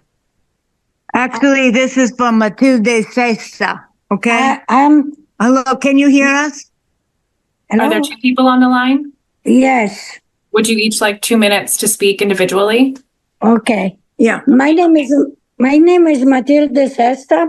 I live on 39 St. Francis Street, right behind the convent. And I agree with everything everybody has been saying, but I think these people, they bite in more than they can chew. Because if you put 40 people, 40 rooms and kids, they're going to be like ants all over. And besides, I'm all for to help other people, but not at my expenses. I've been here 45 years, but now lately, every day I have to battle to park because I can never stop for half an hour to my house and then go out again. I have to go in the back and do 10 meters going up and down. I'm 83 years old and I have to do this because I have to have somebody parked in front of my house. First with the school went up so many residents. Now we're going to have more people. Now they say they won't have no cars. But later, let's see the result later. We don't talk about now. They all promise, as everybody else, everything at time out. Now I oppose this project for everybody around and for my own life, safety. Okay? Thank you. Maria. Thank you. This is Maria now. Okay. Hi, Maria. Please state your name and address. Okay. Maria Tomejo Palomino, 172 Fulton Street, Medford. And I am really concerned about the fact that there will be the people have said this already about how this number of people will impact the population here. In this particular area, Fulton, St. Francis, St. Clair, it's very, very, very tight, very congested. Parking, as Michael Ruiz already said, is impossible, particularly on St. Francis Street. And there's no parking on Fulton Street. And then there is a private way, but those people have a private way. That's across from where I live, actually. So I'm very concerned about the parking situation, the number of people that there is very little space to put a sidewalk in front of this building because there's the church, right? And if there is any particular accident, a fire, someone needs an ambulance, it's going to be very, very hard for those vehicles to be able to access whoever that might be. So I feel like the plan showed this on one side. They think they're going to put a ramp on another side, and they're going to put many, many, many bushes and flowers, and that's all lovely. But honestly, there doesn't seem to be space to do that.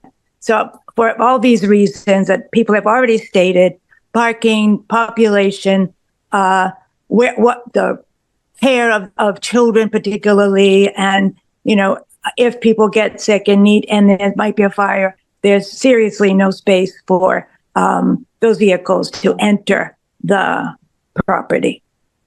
Thank you. Thank you to you both for sharing your insight and experience. Appreciate you joining the call. Waleed. Please state your name and address for the record, please. Sure. Can you hear me okay? Yes, thank you. Okay. Waleed El Harash. I live over at 1 St. Clair Road. So I guess first and foremost, I mean, I think this hearing itself, just having listened to everyone, is wildly premature. Just based on what the attorney said, I forget his name, sorry, and Leslie from the program, I think it's pretty clear that they don't have all their T's crossed and I's dotted. So there's been a lot of responses from them and statements that amount to, I believe this, I think, I'm not sure, that's still being discussed. That's not a plan. That's just like a haphazard, wish in a fountain that they're bringing to a community that's going to be impacted with over 100 people. Maybe more. So they've pretty much brought this half-baked plan that's barely been thought through thoroughly, from what I've heard and read in their proposal deck so far. In addition to that, I think this whole use of the Dover Amendment is actually so disingenuous. Hearing them talk about it's kind of made my head spin. Citing the McLean case itself, where someone mentioned earlier actually sits on rolling greens and acres of space, not in a spot that's an arm length in every direction from a residential home or property, is like disingenuity at its finest. And then in addition to that, I just want to be clear. This is a homeless shelter, first and foremost, that's been bundled in a proposal from a real estate company that's trying to profit from it and kind of slide it under this Dover Amendment. And I think Kevin or Pangus may have mentioned before, the same company is the same one that tried to convert this same building into luxury condos and reached out to several of us to try and buy or rent our own parking spaces. So I do encourage the board to kind of really look into the motivation behind this project, because it's pretty clear based on the timeline what the developer's trying to do. And the part of it that kind of really upset me the most is, as someone that was actually raised by a single mom in a domestically abusive household, it's kind of gross seeing this proposal, how they twisted their pitch, going from high-rise luxury condos to trying to pitch a quote-unquote homeless shelter for educational purposes. So, I just asked the council to take this back and give us more time and more, meeting times to think about this more and consider it further before making a decision. Thank you. Thank you, Waleed, and thank you for being vulnerable with your comments. I appreciate that. Jen Proctor. Please state your name. All right. My name's Jen Proctor. I live at 36 St. Francis Street. I just learned of this yesterday from a neighbor. It was kind of disheartening being like a neighbor and not being aware of this coming to my neighborhood. So regarding the Dover Amendment, I don't think, right, with the lawyer quoted about like they're about 6 months out, but they didn't actually quote an educational plan, pretty like a concrete plan, which is the whole point of trying to be able to get this through. So it's disheartening on that part, in that it's primarily going to be a shelter. I'm concerned about safety of both the potential Halo residents and their children, as well as the community. Also, parking and congestion is a big problem in the area. And I'm not sure, I didn't hear anything about guests and coming to the neighborhoods, but certainly with a 40-room residence, that would have potentially a lot of traffic to the area too. So I do think there should be some additional considerations here. It doesn't seem like all the plans, even for the building and ADA compliance, is all well thought out as well. So I think, I share a lot of concerns with my community members that I think there should be additional consideration and further discussion on this. Thank you, Jen. Appreciate the feedback.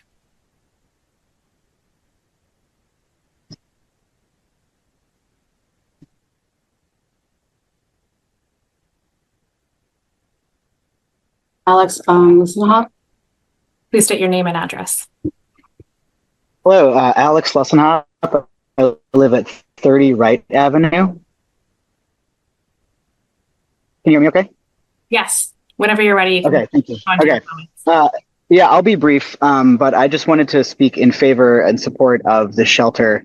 Just encourage people to have a little bit of perspective.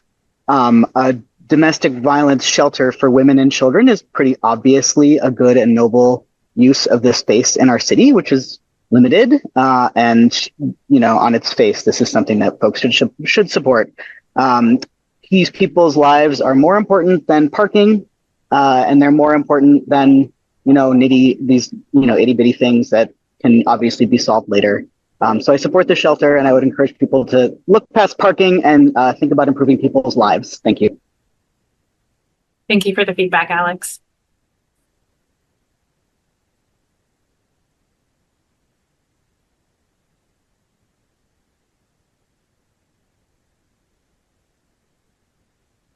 Ella Rosso.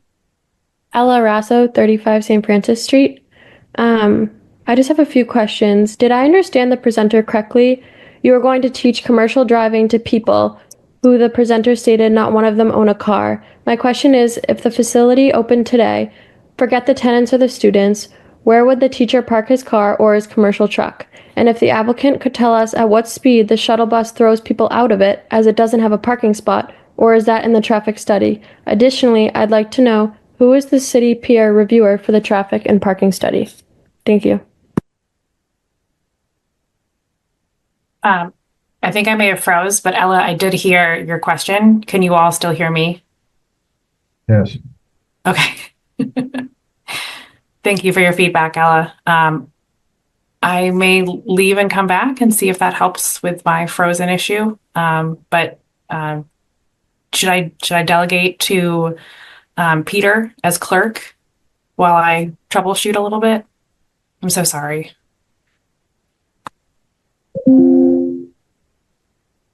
Should we take a minute recess, or? Yeah, maybe let's do that way you hear all of the testimony. Yeah, I'm so sorry. I'm gonna start restarting now. Thank you all. We could take a 2-minute recess. I think that would be great.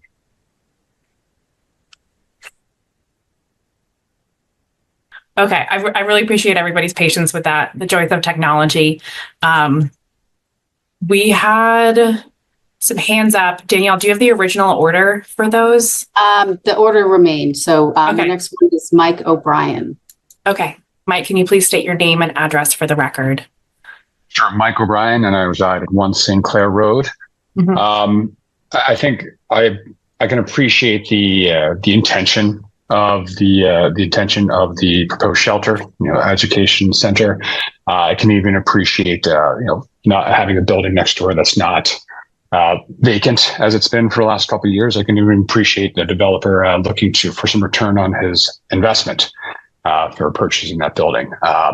But I would ask a couple questions. I guess one, a little more clarity, and I apologize. I came to this meeting late. I didn't know the Zoom, but a little more clarity and transparency, I think, from developers to whether this was kind of the intention the entire time, or was plan A a no-go, and now plan B is now an attempt to get some return on the investment of purchasing the building next door. And to that end, it seems like this is a plan that hasn't been well developed, at least from what I've heard here on this conference so far.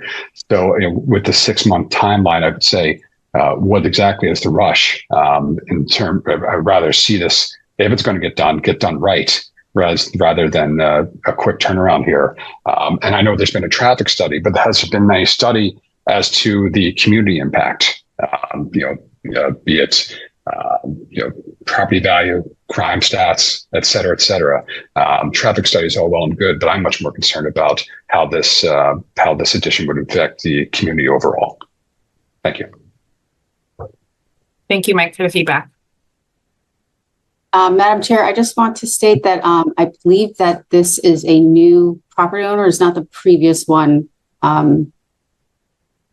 Director Hunt might be able to add to that. I just wanted to clear that up, because I think that it's incorrect. I just wanted to clarify that.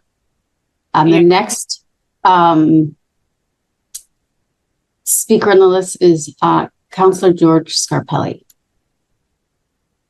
Welcome, Councilor Thank you, Scarpelli. Please state your name and address for the record. Hi, Emily. Thank you. George Scarpelli, 27 Butler Street. So not only city council, but also a neighbor. I've received multiple phone calls from many residents, and again, the cause is noble, and I don't think anybody's going to deny that. But to the caller that was on earlier, of this being something positive for the quality of life of those people that will be attending that property. The quality of life of our residents, I think, are more important right now, because again, I think that the lack of communication from the abutters and not understanding what's been happening, and then the speed of this after an election, I think has really taken people off. And I think the biggest question that residents that have shared with me that they wanted me to ask is that the traffic study really hasn't been a thorough traffic study. I think this is where the city has to get involved, and we have to ask our traffic engineer to put a plan in place, not coming from the people that are trying to develop the area, but it's something that is looking out for our residents. I think that'll be important. I think it's also important that we understand what has tried to go in here in the past and why it was denied in the past, because I believe that in the past, parking issues were a problem. And then again, I did lose the link, so I'm a little late if anybody mentioned it, but we're also talking about what the Archdiocese is going to do with the rectory, with the cafeteria, the gymnasium. What happens if that's then sold off to another company? So I don't think the plan has really been vetted properly to the residents and understand the impact. Now, granted, it's like I said, it's a noble cause, but I think that is it truly beneficial for families that will be going in there when you're abutting the door into a street, into a parking lot that has masses, has church, has funerals all times of the week. So I think there are things that we have to look at as a community. And I would, if we can, Emily, if we can ask the CD board if we can try to maybe table this to another meeting, to really just for the transparency's sake, that all the residents that haven't been able to be part of this because they just found out about this just recently, and I think would be important. I think that in fairness to everybody that's involved in the impact that it is going to play, I think there are a lot of answers, especially with the traffic impact and I listened to the attorney earlier, and he spoke about there's not going to be any people driving. It's not true. We know that. And we need to get a better understanding of what the impact is going to be, especially around the neighbors that are abut the location, because there truly is no parking. I mean, we see it, and especially if there is a mass going on. So again, it is a noble cause. If it was just like the methadone distribution center, it's a noble cause if it's in the right place. But again, I think we really have to look at our traffic to make a feasible and smart decision, and then making sure that everybody's involved in this decision. And when we talk about everybody, I mean the neighbors. So again, I appreciate all the hard work you guys do. You're amazing. There's a lot going on. We're hoping that with our new zoning reform coming through, that's going to make everybody's life a lot easier. But I thank you for your time, everyone. Thank you, Councillor Scarpelli. Appreciate you joining the call. Emily Fishman. Hi, Emily. Please state your name and address for the record. Hi, Emily.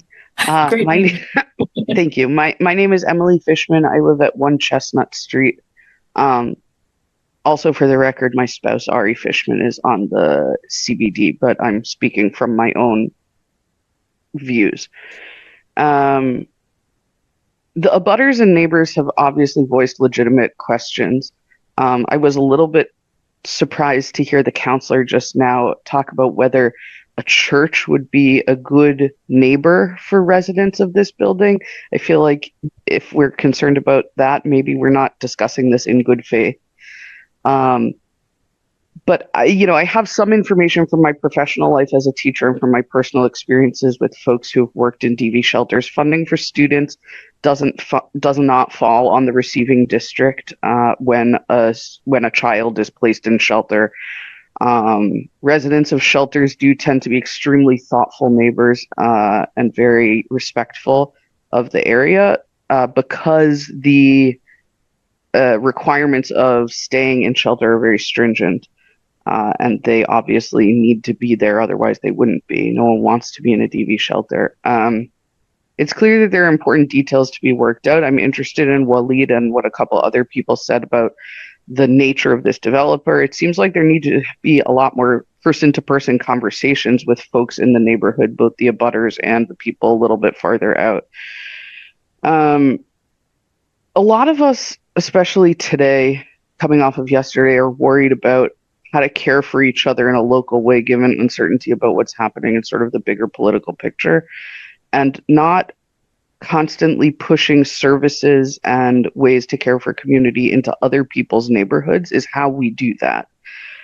We want to have a community where there are resources for vulnerable residents. We can say we want this shelter, yes, but we need to hear more creative solutions for parking and pedestrian safety. But I don't like the tone that we support services for people as long as they're located elsewhere. 10 seconds.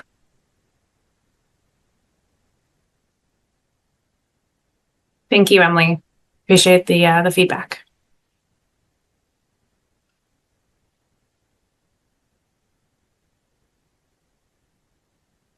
Daria Matos. Daria, please state your name and address for the record. Hi, this is Daria Matos. I live at 54 Logan Avenue in Medford. I grew up on St. Francis Street, so I currently have family members that still are there. My question is, I have two questions actually. So under the Dover Act here, the children that will be in the building, I know some people have already brought this up, but will they be homeschooled under the Dover Act, or will they be integrated into our school systems? I know that we are already overrun, as many people have said. So if it is under Dover, why wouldn't they be homeschooled there? My other question is, I happen to know that the interior of this building is in complete distress. There is a significant amount of asbestos in the building. So what is the remediation plan and the construction plan? I know you said you'd be up and running in 6 months. So I guess that would be, some information that would be important to know as well, since it is asbestos. And I'd like to also mention that, I agree with Scarpelli, how he mentions that, this is a noble cause. And I do agree that there are, many other locations in Medford that it might better be suited for. The people that have all talked in favor of it don't live near here. Everyone's across the city. So I think, just kind of reiterating that the parking is already a disaster. It is so hard to park there. I have 2 young children, and to get to my dad's is, it's such a headache already. And I think adding more people to this already congested neighborhood is not the correct location for this, again, noble cause. Thank you. Thank you, Dari. Appreciate the insight. And I see Councillor Scarpelli has raised their hand again. Do we have any other members of the public that would like to comment before we give Councillor Scarpelli the courtesy of a second comment as a councillor for the city? Madam Chair, actually, I have one that a resident told me she could not, she couldn't speak out loud in her location, but she authorized me to read it and give her name and address for the record. Okay. Her name is Shalise Juliet Rowell, and her address is 35 Columbia Road in Medford. And she says, I'm a Medford resident, and I'm strongly in support of a domestic violence shelter in our community. As a child in Georgia, my mother volunteered at a rape crisis center, and I loved visiting a space that provided care and direct services to people experiencing sexual and gender-based violence. I would be proud for Medford to provide a shelter for individuals and families experiencing domestic violence. Thank you, Alicia. And I appreciate their vulnerability in their comment. Any other written or submitted comments of the public? We did receive an email that I put into your meeting packets. Yes. Like this afternoon. I don't know if that individual was also in attendance tonight.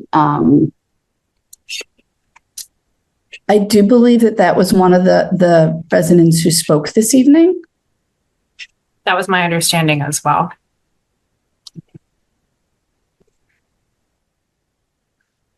Councilor Scarpelli. Thank you. I don't want to take long. I know we've had a tough 24 hours, whether you were for or against an override, especially what's happened nationally. It's been a tough last 24 hours. So I just want to make sure that I clear something that a caller mentioned, that if I said anything that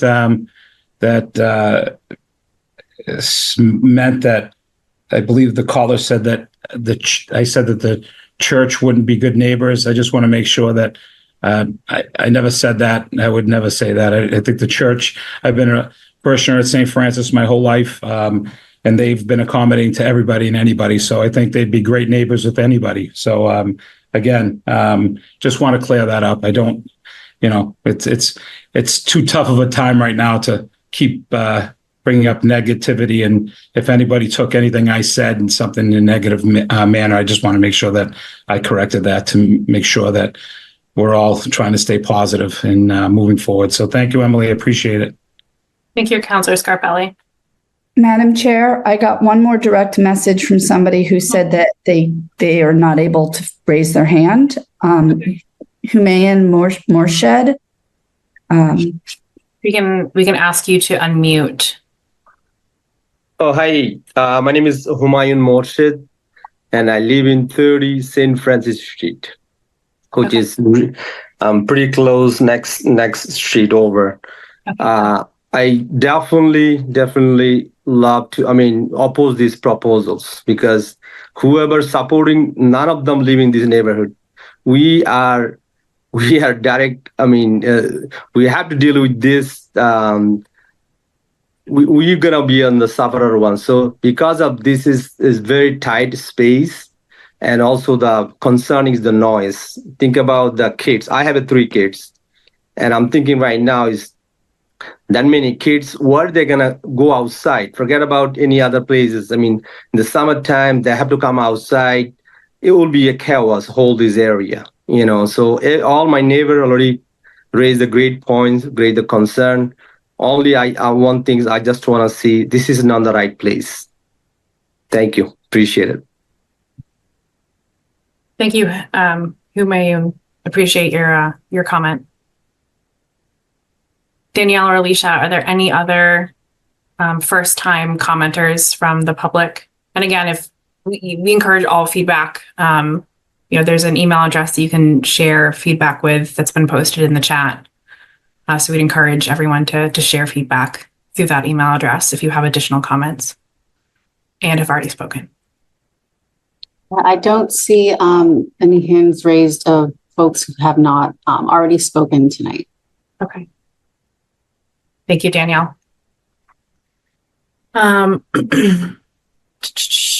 So at this point, we're going to be closing the public comment period for this meeting. I'd like to give the applicant a response or an opportunity to respond to some of the comments that have been made, realizing that there is a significant number of comments. We'd like to hear some insight in response. Okay, I'll do my best. First and foremost, this team is not the team who previously appeared before this city to propose luxury condominiums. Okay. And then I don't know if that team then changed their mind and said, well, in that case, we're going to do a sober home, or we're going to do a shelter, or whatever they're going to. That is not the person who's in front of you. That was some predecessor applicant who sold the property to my clients. My clients are coming in. This is their first proposal. So any animus directed towards them, some of the comments that were made towards them just in the last few minutes are unfortunate and inaccurate. First and foremost. Second of all, I'd love to debate the legal points that were made by the participants on this phone call, but I don't think this is the appropriate forum. I'll read you one quote that might help people from one of the cases that I liked that I just put my hands on. Teaching individuals a basic understanding on how to cope with everyday problems and to maintain oneself in a society, is incontestably an education process. This is why, for example, sober homes would be a legal use here. Look, I live in a community. I used to be a city councilor a long time ago. We all live in communities. We understand that people have concerns about what's in their immediate midst. We get it. That is why there was a deliberate effort by this group to knock on doors and have conversations. I appreciated what Marge said. Marge said she wanted to get to know the neighbors a little bit better. She wanted to get this group to know this group a little bit better. This group agrees. This group wants to get to know this community better. I think what people will find is that it's the most dangerous word in the English language is them. What people will find when they dig into the issue of domestic violence, and Waleed shared his own experiences, and I appreciate that, is that people on this call and family members and friends and are the people who will be living in this property. And there are no properties like this anywhere because people don't want a homeless shelter in their backyard. Before this meeting, someone dropped a flyer to the different houses and said, please show up to stop a homeless shelter from coming into your neighborhood. Now I get it. People look at that, they get angry, they think someone's trying to put something over them and ruin their neighborhood. My clients knocked on doors and spoke to the abutters and asked if they might be willing, and not because we need parking, but because there's a perception that we need parking. You've heard professionals who recently formed this company to work with us. And that's why that entity was fresh in the Secretary of State's office, not because we've created some elaborate scheme to somehow defraud the participants of this phone call, to somehow bring novice people into this space to try to tell you that we want to pretend that we want to create a domestic violence shelter only so that we can bait and switch it and somehow sneak by the city of Medford that we're actually trying to build what? A homeless shelter or build luxury housing, but we came in pretending. So no, that's not the case here. You have seasoned professionals who've been in this work for decades, doing this work for decades. Taisha created an entity for this project here, the Halo House, to be the nonprofit entity that serves this community. The owners of the property, Andrew Litchfield and Steve Sueda, who have owned other types of this type of housing in their own capacity as real estate developers, would own the actual facility. And because of that, there would be no tax break associated with it, even though a nonprofit is the tenant who rents the space out. And the goal here is to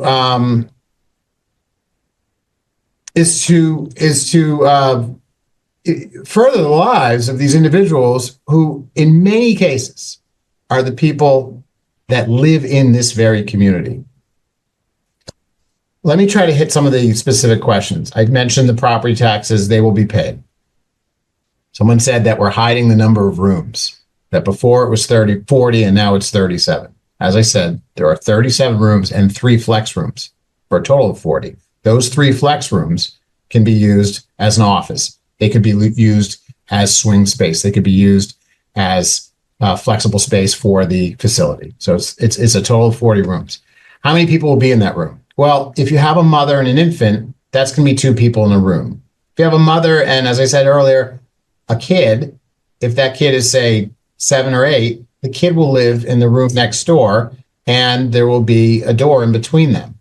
What is the total capacity of the building is a process that gets worked out between our architect and your building department. And your building department provides a number of what's legally allowed based on the construction level documents that are provided to your building department from our architect.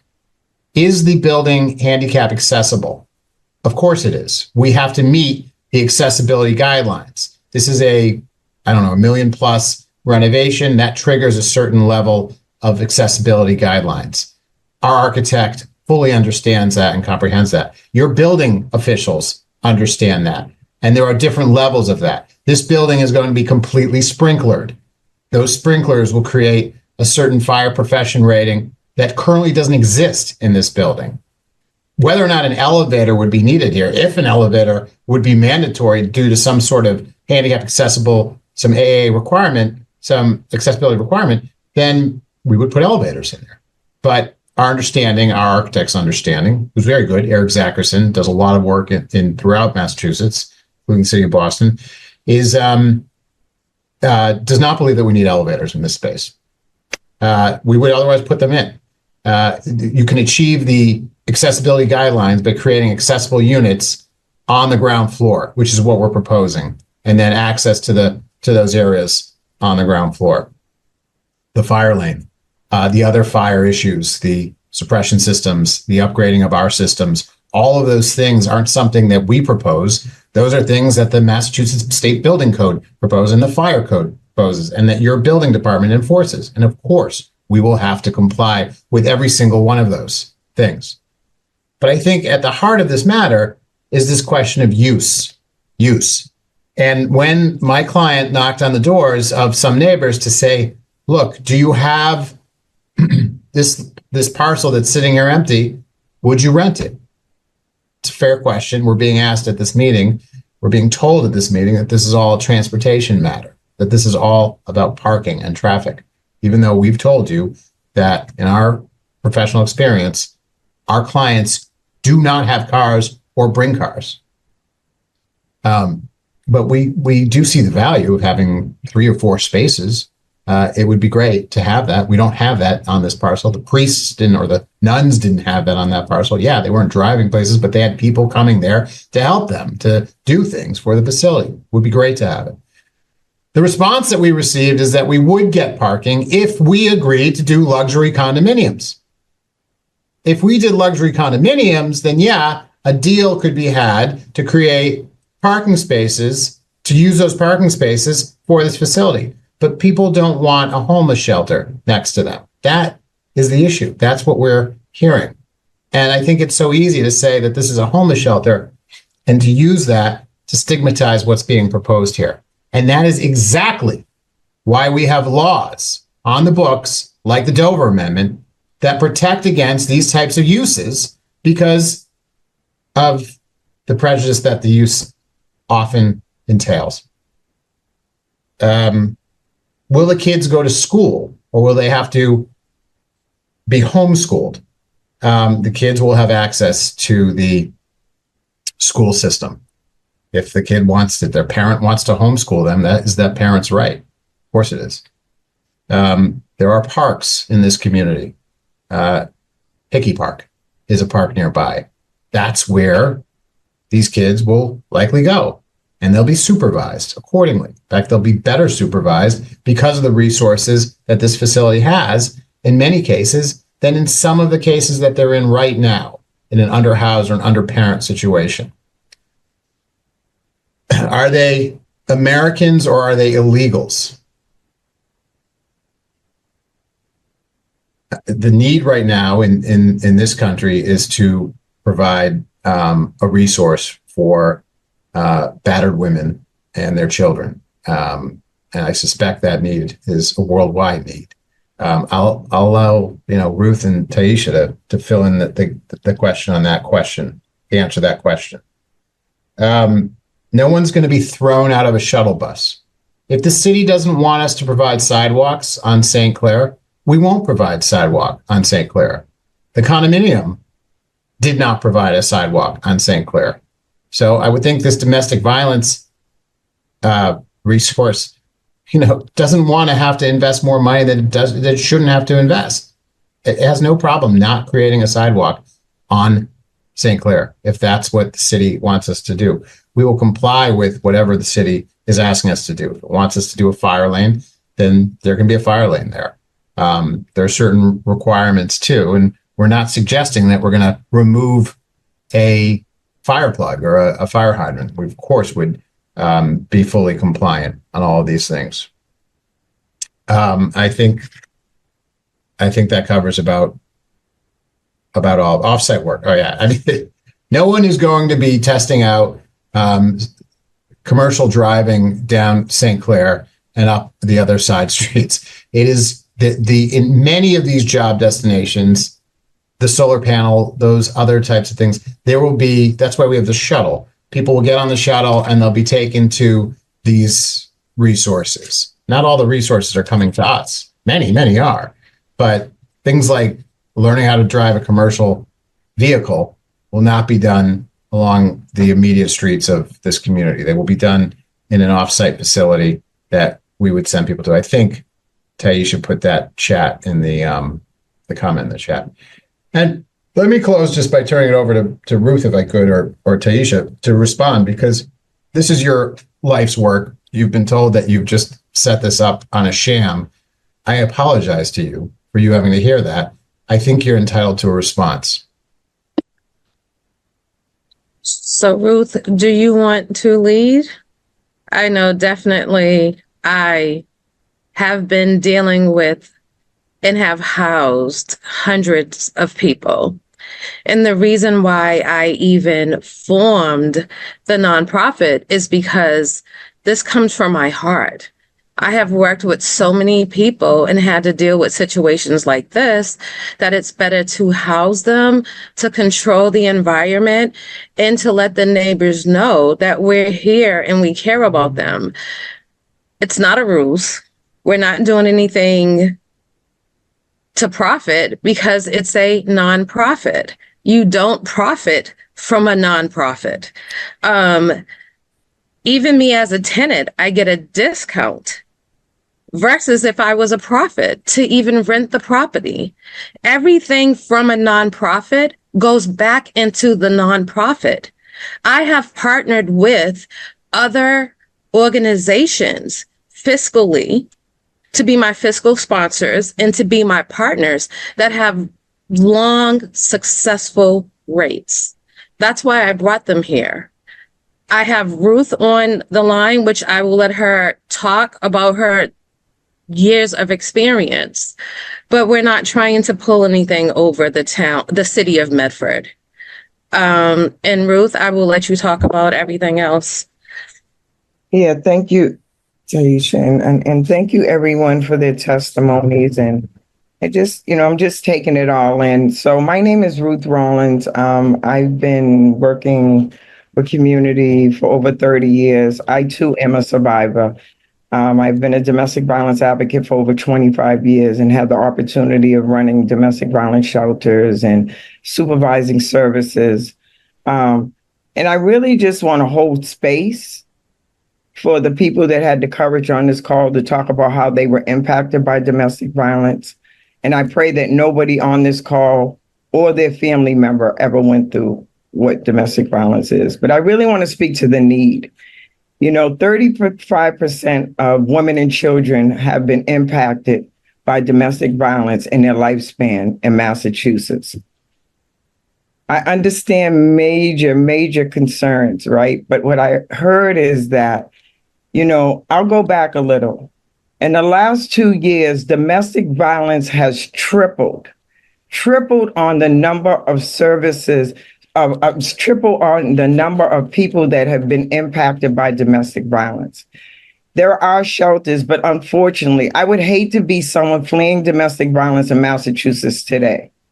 Due to immigration status, due to women being abused, due to men being abused, due to LGBTQ, being accused, being abused, and that there are limited shelters that can support these families to the point that they're not even hotels that people can go in.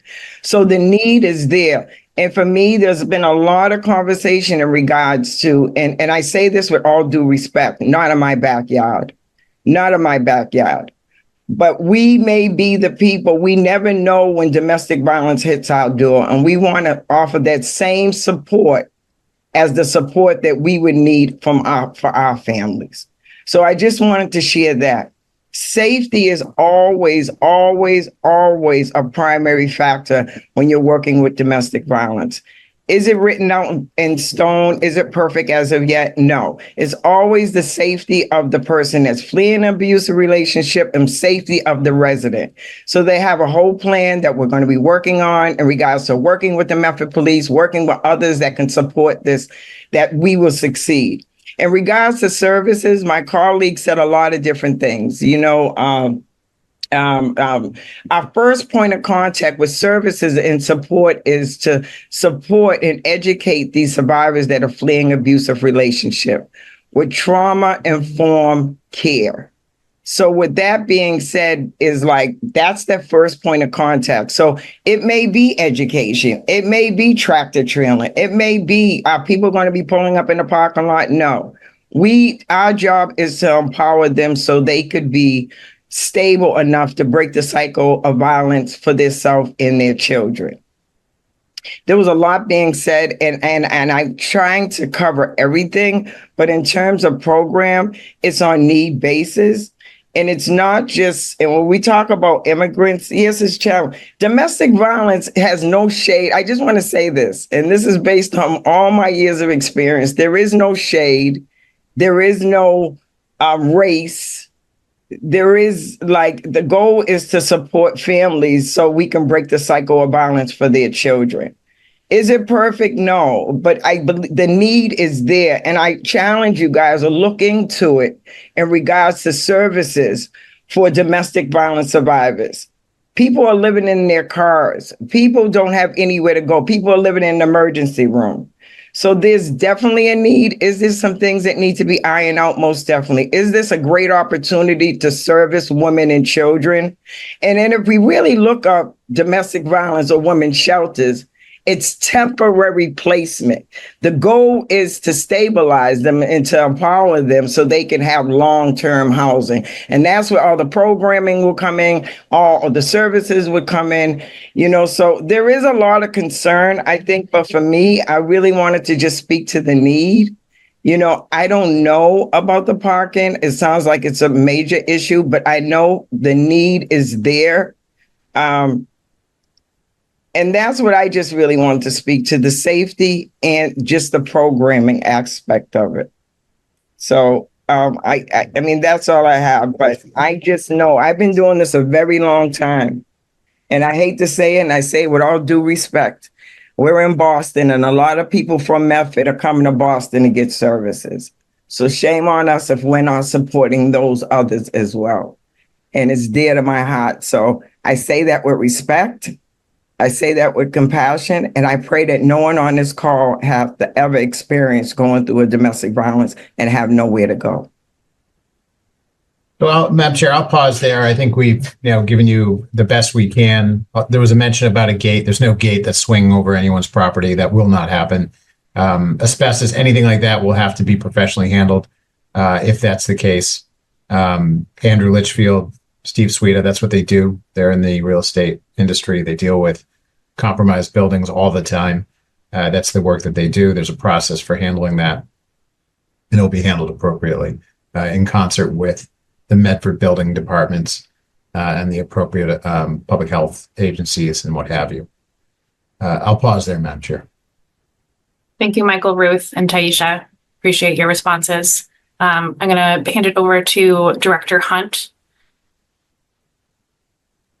Thank you, Madam Chair. I wanted to share one other piece of information for the board. It's less something that one would consider as part of your deliberation. So truly, I wanted to share it for the public. One of the concerns that I anticipated hearing were concerns about the schools, transportation, and costs. So I actually reached out to our director of registration and transportation. She also manages all homeless transportation for the school system. And she said that Medford desperately needs a shelter. She is aware of families that are couch surfing in Medford. and in very overcrowded situations that they don't have a legal obligation to report if the child is not in danger. But there are people who could really desperately benefit from having a little bit more space and not being doubled, tripled up in families like that. And so I asked her about how that would impact the schools. And she said, if there were school-age children and they were homeless, then the way it works is that a parent would decide whether they want the child to go to the school system for the community where they are currently living, or the one that they were displaced from. Say it was somebody who had been living in Everett and was displaced, then the parent could ask to have them placed in either Medford or Everett. And then if transportation, if they ended up in Medford, that would just be a regular student who gets regular transportation like everybody else. And if it was that they needed to be transported back somewhere, then the way it is effectively working today is that both communities share the cost of transportation for those students, usually vans, and that the state is reimbursing 80% of the costs. Sorry, she named a law for me, Vento something. But basically we get reimbursed 80% of the cost of those transportation. I just put it in the chat. Oh, great. Thank you. The McKinney-Vento Homeless Assistance Act. And I just sort of thought that residents should have that information, even though it wouldn't be part of what the board would consider this evening, because I think there's a lot of misunderstanding or misinformation about that. Thank you, Alicia. I think we've as a board have a lot to think about. I believe that Halo House can be a good neighbor. And I believe that all members of the public on this call are and have the intent of also being good neighbors. But what I'm hearing is that there's a lot of variables out there that need to be worked out, as well as some community outreach, beyond soliciting for parking spaces, which it sounds like, that was some of the primary activity. I'm leaning towards a continuance of this discussion to allow more time. But I do also want to open it up to the board for deliberation. The two questions that we're deliberating are, does this qualify as protected educational use under the Dover Amendment? And following that, what are reasonable regulations that should apply to this project? Should the requested relief from parking requirements and other dimensional standards be granted? What conditions of approval are needed to mitigate any adverse impacts of waiving requirements? So with that, I'm going to open it up to the board for debate and deliberation.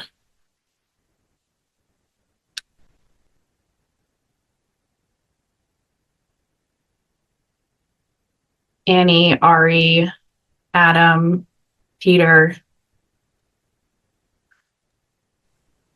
I am going to think out loud, which is perhaps dangerous, but I think we've got it. I agree with many of the things that Emily just summarized. I do think that there is a strong case for this being a benefit to our community. I'm also hearing very clearly that there are substantial concerns about the details of the implementation. And I think that that's the role of a board like this, is to create opportunity and to facilitate the collaboration of applicants and community to make something that's mutually beneficial for everyone. So a continuance to have that outreach to work through some of those details makes sense to me. I also have opened, but haven't been able to read because I was listening to this. As part of this discussion, I kind of trying to do my own research on Dover Amendment. I'm not a lawyer, but I'm a research librarian. And it seems like what we've been told so far is accurate, but I think one of the benefits of a continuance is that we can confirm that with additional research. I don't want to give up on this project, but it's clearly a lot more discussion to be had on how to make it work. Thanks, Ari. I completely agree with Ari. I think that it's too important of a project not to have a continuance, so we can discuss more fully some aspects of the project. Adam?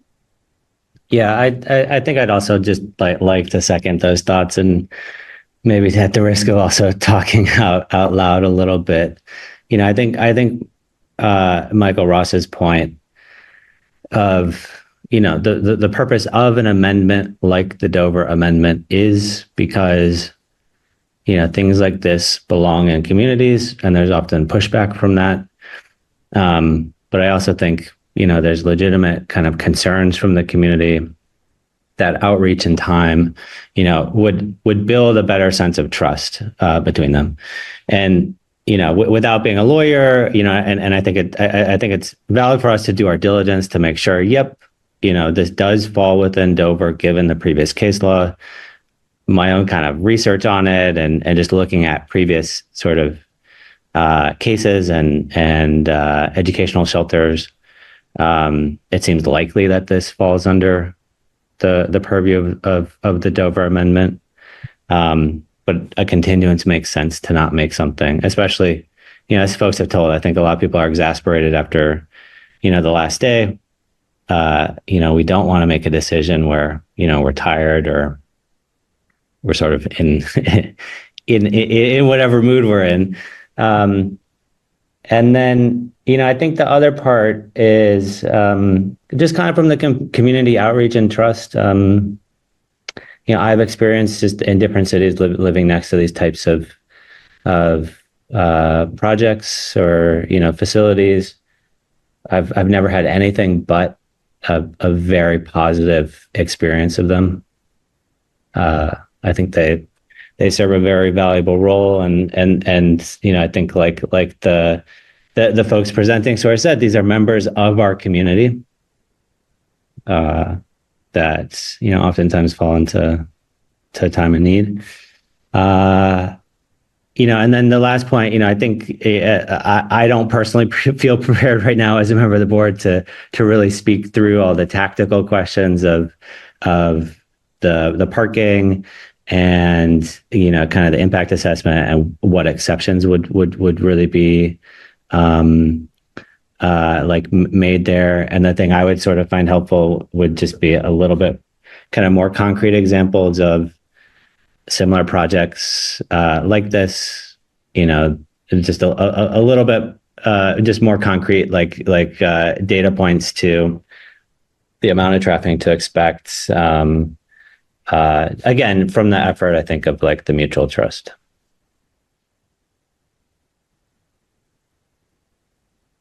Looks like Peter is also on the line. He is iPhone. I'm gonna try to find him and ask to unmute. I see iPhone 5. Look at the attendee list. There's an iPhone and an iPhone 5 guest, Madam Chair. I think it's just iPhone. I can ask him to unmute. Yes. If you're dialed in, you would need to, is that Peter Calves? Yep, that's me. Okay. Okay, sorry about that. Had to change devices. Yeah, I think I do get a lot of the concerns, but I do think there are, especially with the dimensional aspects, some real parsing that needs to be done to make sure that we understand what we're voting on and hopefully what we're approving. So while I do think that at least my questions that I had earlier in the night about Dover applicability have been answered, I do think, given other members' concerns, that I do think a continuance would be valid at this time. Okay.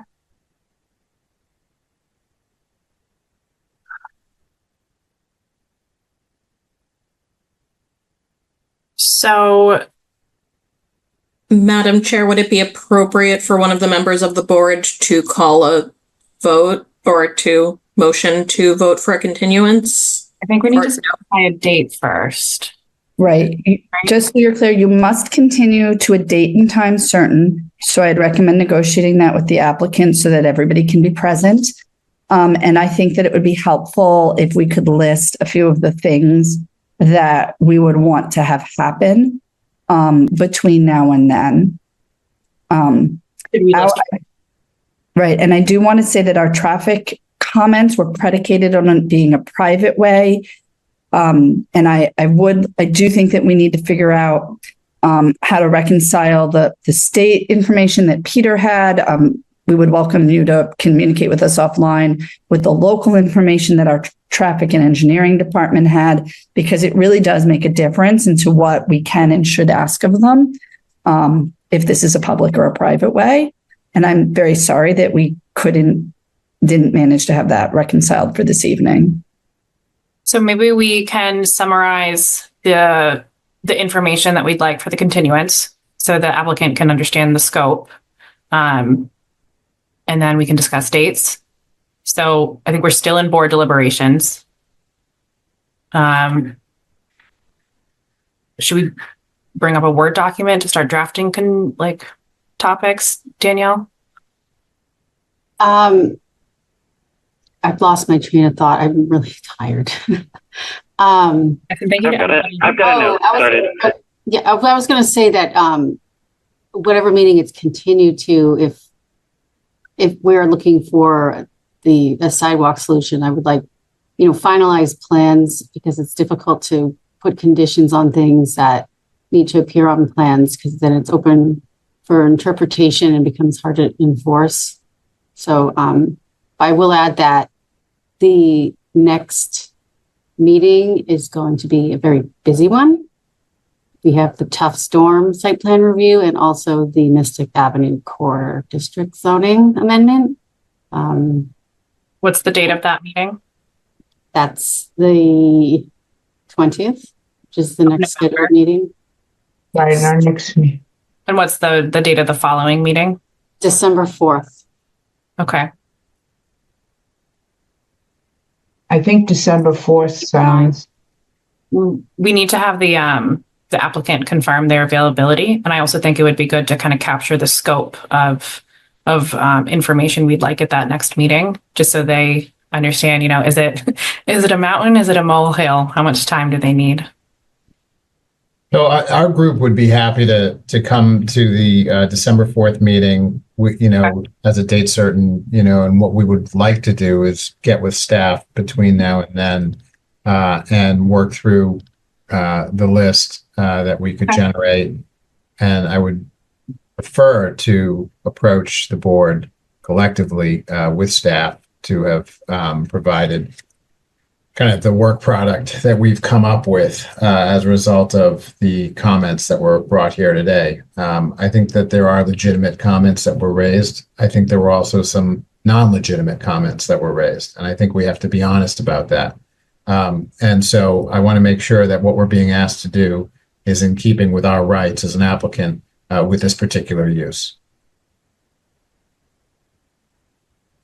Yes, we do have a clear mandate for this board. There are certain items that are under our jurisdiction and other items that are not. So it is good to remain within those boundaries. And that is your right as an applicant. So we will do that duty as a board to you as an applicant and also to the citizens of Medford as a planning board. And I just got a question. Can we send more questions via email? Yes, please send any questions, any comments. We welcome and encourage them, and thankful to everybody for staying on the line, providing their insight for this project. Thank you, Alicia. So sorry, Peter, go on. Yes. So just doing my clerk duties here on this. I've got a list of conditions. Danielle said something about finalizing the design plans and what we wanted to confirm the jurisdiction of St. Clair Street. and what the transportation implications of that might be.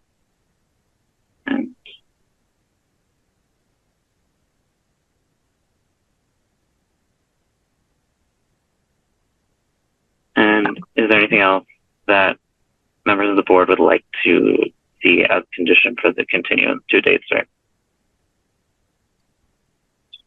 So again, our regulations can be related to parking requirements, other dimensional standards, and then any conditions of approval that are needed to mitigate any adverse impacts of waiving requirements. So I think that captures a good amount of them. I would also encourage the applicant to, address maybe some things that are outside the scope of this board, especially if there are, photos or maps, or, other pieces of information that will help the public understand, some of your responses to these questions. I think that would be very beneficial for any future neighborhood relationships, as appropriate. I did get a question through the chat, and this is something that I might need to float up to the city, or it might be under the board's purview. If the December 4th meeting is intended for the community and residents as well. The meetings are always open to community and residents, but I'm understanding that maybe there's an additional comment desire for that. Was that the question? Yeah. Okay. Could we have another public comment period or? Madam Chair, what is often done with particularly topics that are either long, big, or controversial is that you might say that you'd like to restrict the public comments to items that were not addressed at this meeting. So if they present new information, they have new things, then the public could comment on that, but that there would be no reason for the board to hear the same comments that were already spoken this evening, that they should restrict their comments to new information that becomes available. Okay. I think that you could also contain that with, if people feel that they didn't get to speak tonight, but it's just they want to echo what's been here, please send us an email. And then the board would have that there are more people who feel the same way. Yeah. But not that we would listen to 10 people say the same thing over and over. And just to clarify, it was very helpful to hear the repetition of sentiments from the public this evening. So we really appreciate people coming on the line and sharing their feedback and their expertise and their experience, along with the applicant sharing their vision for the site. So if there is, Adam. One other question. We had the Dover amendment. The Dover amendment was included, I think, in what Peter said. Mm-hmm. I think there was a comment from the public, which was also like a valid comment of like, it's nice to get the lawyer's opinion, but I think as a council member, it would be nice to see the case law kind of examples or the document itself, just to like independently triangulate. So we as a board also, concur with the lawyer opinion, just so we are also documents. I mean, I'm sorry to interrupt out of turn here, Madam Chair, through you, but the petition that we have a 24-page, granted some of that as an exhibit, letter that we provided to the board that got into the. I must have missed the exhibit. I'm sorry, but maybe make a note that for the December 4th meeting, the board, should explicitly go through the like reference exhibit. And my apologies, Michael, I did not see the specific exhibit. There's that Boston O'Neill report as well, 9 pages. It's not just one little blip, as someone commented. So there's a pretty good deck of materials. Thank you. I did see another comment about how much time will the community have to review material. We abide by open meeting law regulations. So I believe all meeting notices are posted, 48 hours in advance of meetings. And then we've shared a couple times the link to, let's see if I can pull it, the link to the applicant's information as submitted.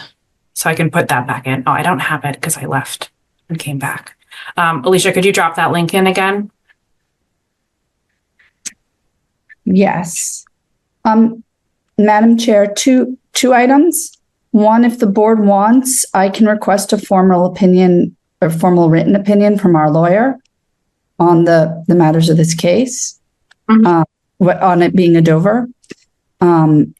And the other is that the owners of the property, Andrew Litchfield and Steve Suda, would like to share their contact information with the public, since while they knock on doors, they said a lot of people don't answer. So I'm going to drop that in the chat for here, but actually if they're amenable, then we can put that into a small Word document in with the public files, contact information for the owners, if they would like us to do it that way as well for people to reach them. Yeah, and I commend the applicant for putting that information out there and being willing to hear directly from the public. And, I'd encourage you to share any feedback or any progress with city staff as well as the board. Okay. Cool. So thank you, Alicia, for dropping that in. I did get another question. Is the next meeting December 4th? That is the date that we're proposing to continue to. We have to do a formal motion. It sounds like the applicant is supportive of that date. Seeing some nods. Annie, did you have a comment or? No, I would be happy to make the motion. Okay. I would like to make a motion that on December 4th, we continue the discussion on this very important topic. And do we have a second? I'll second. Thank you, Peter. So the motion in front of us is to continue my document.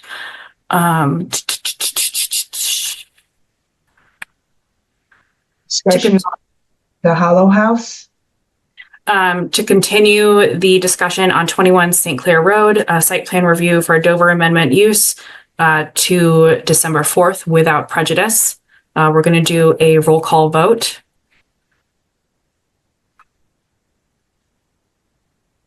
Jackie McPherson.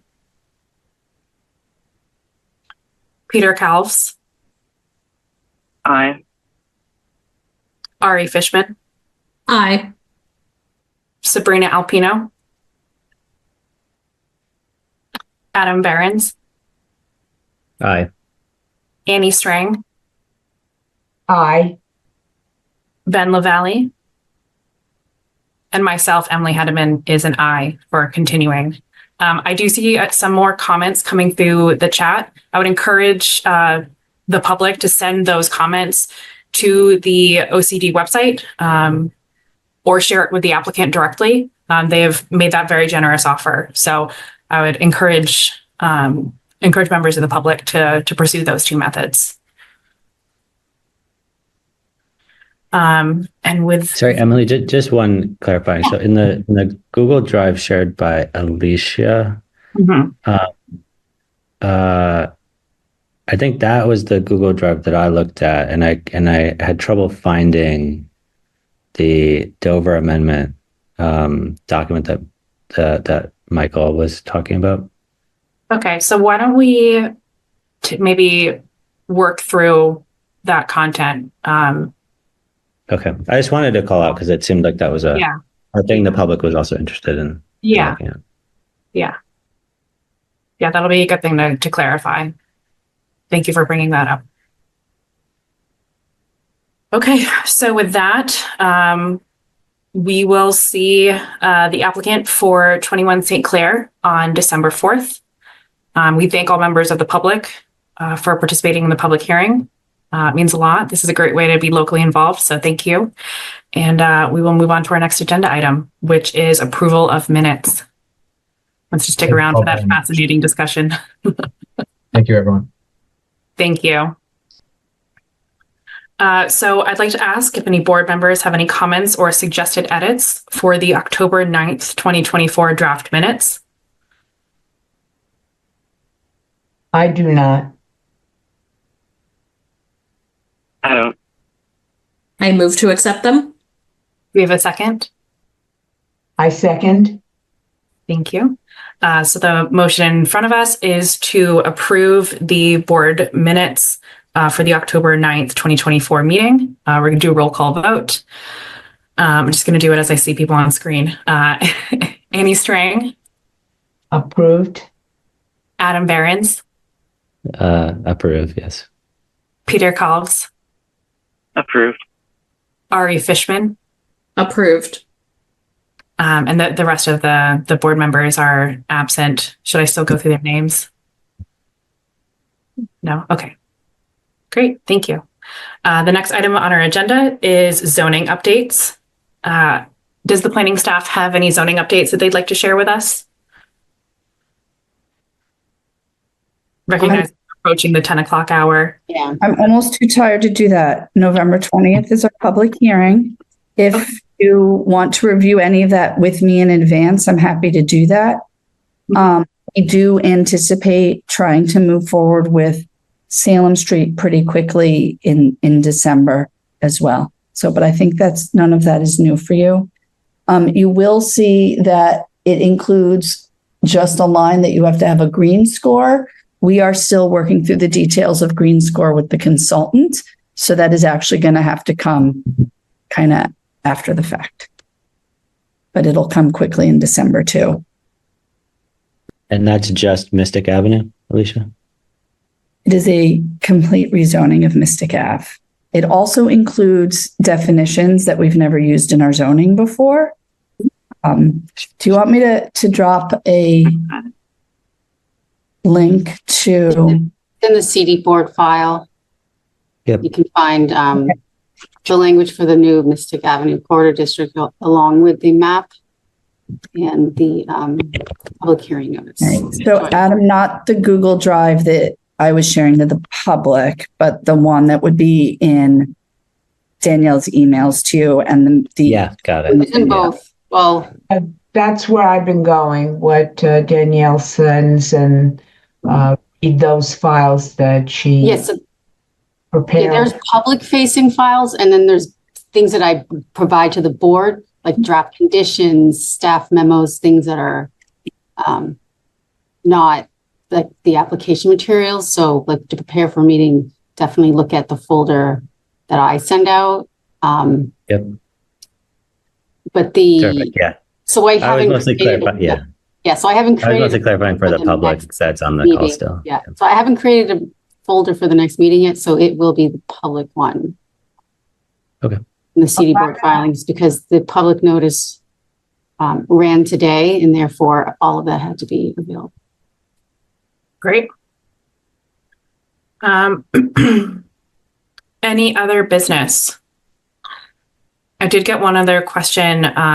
When the recording will be posted? Do we post these recordings, or? This was live on TV. Okay. So it just takes a short while for it to get rendered, and then it's up on the MCM site. Okay. And that's Medford Community Media. Yeah, it's medfordtv.org. Okay. Great. Thank you, Alicia. So if there's no other business, do we have a call for adjournment? I move to adjourn. Second. Thank you. I'm going to do as I see you all on screen. So the motion before us is to adjourn our November 6th meeting. This will be a roll call vote. Annie Strang. Aye. Adam Behrens. Aye. Peter Kalves. Aye. Ari Fishman. Aye. And I, Emily Hedeman, am also an aye. And I'm realizing I might not have eyed the minutes approval myself. You did not. I did not. Can I Okay. post eye for that one? We can talk about that. Majority, we have it. So. Yes. Yeah, I was going to say I passed without you, so.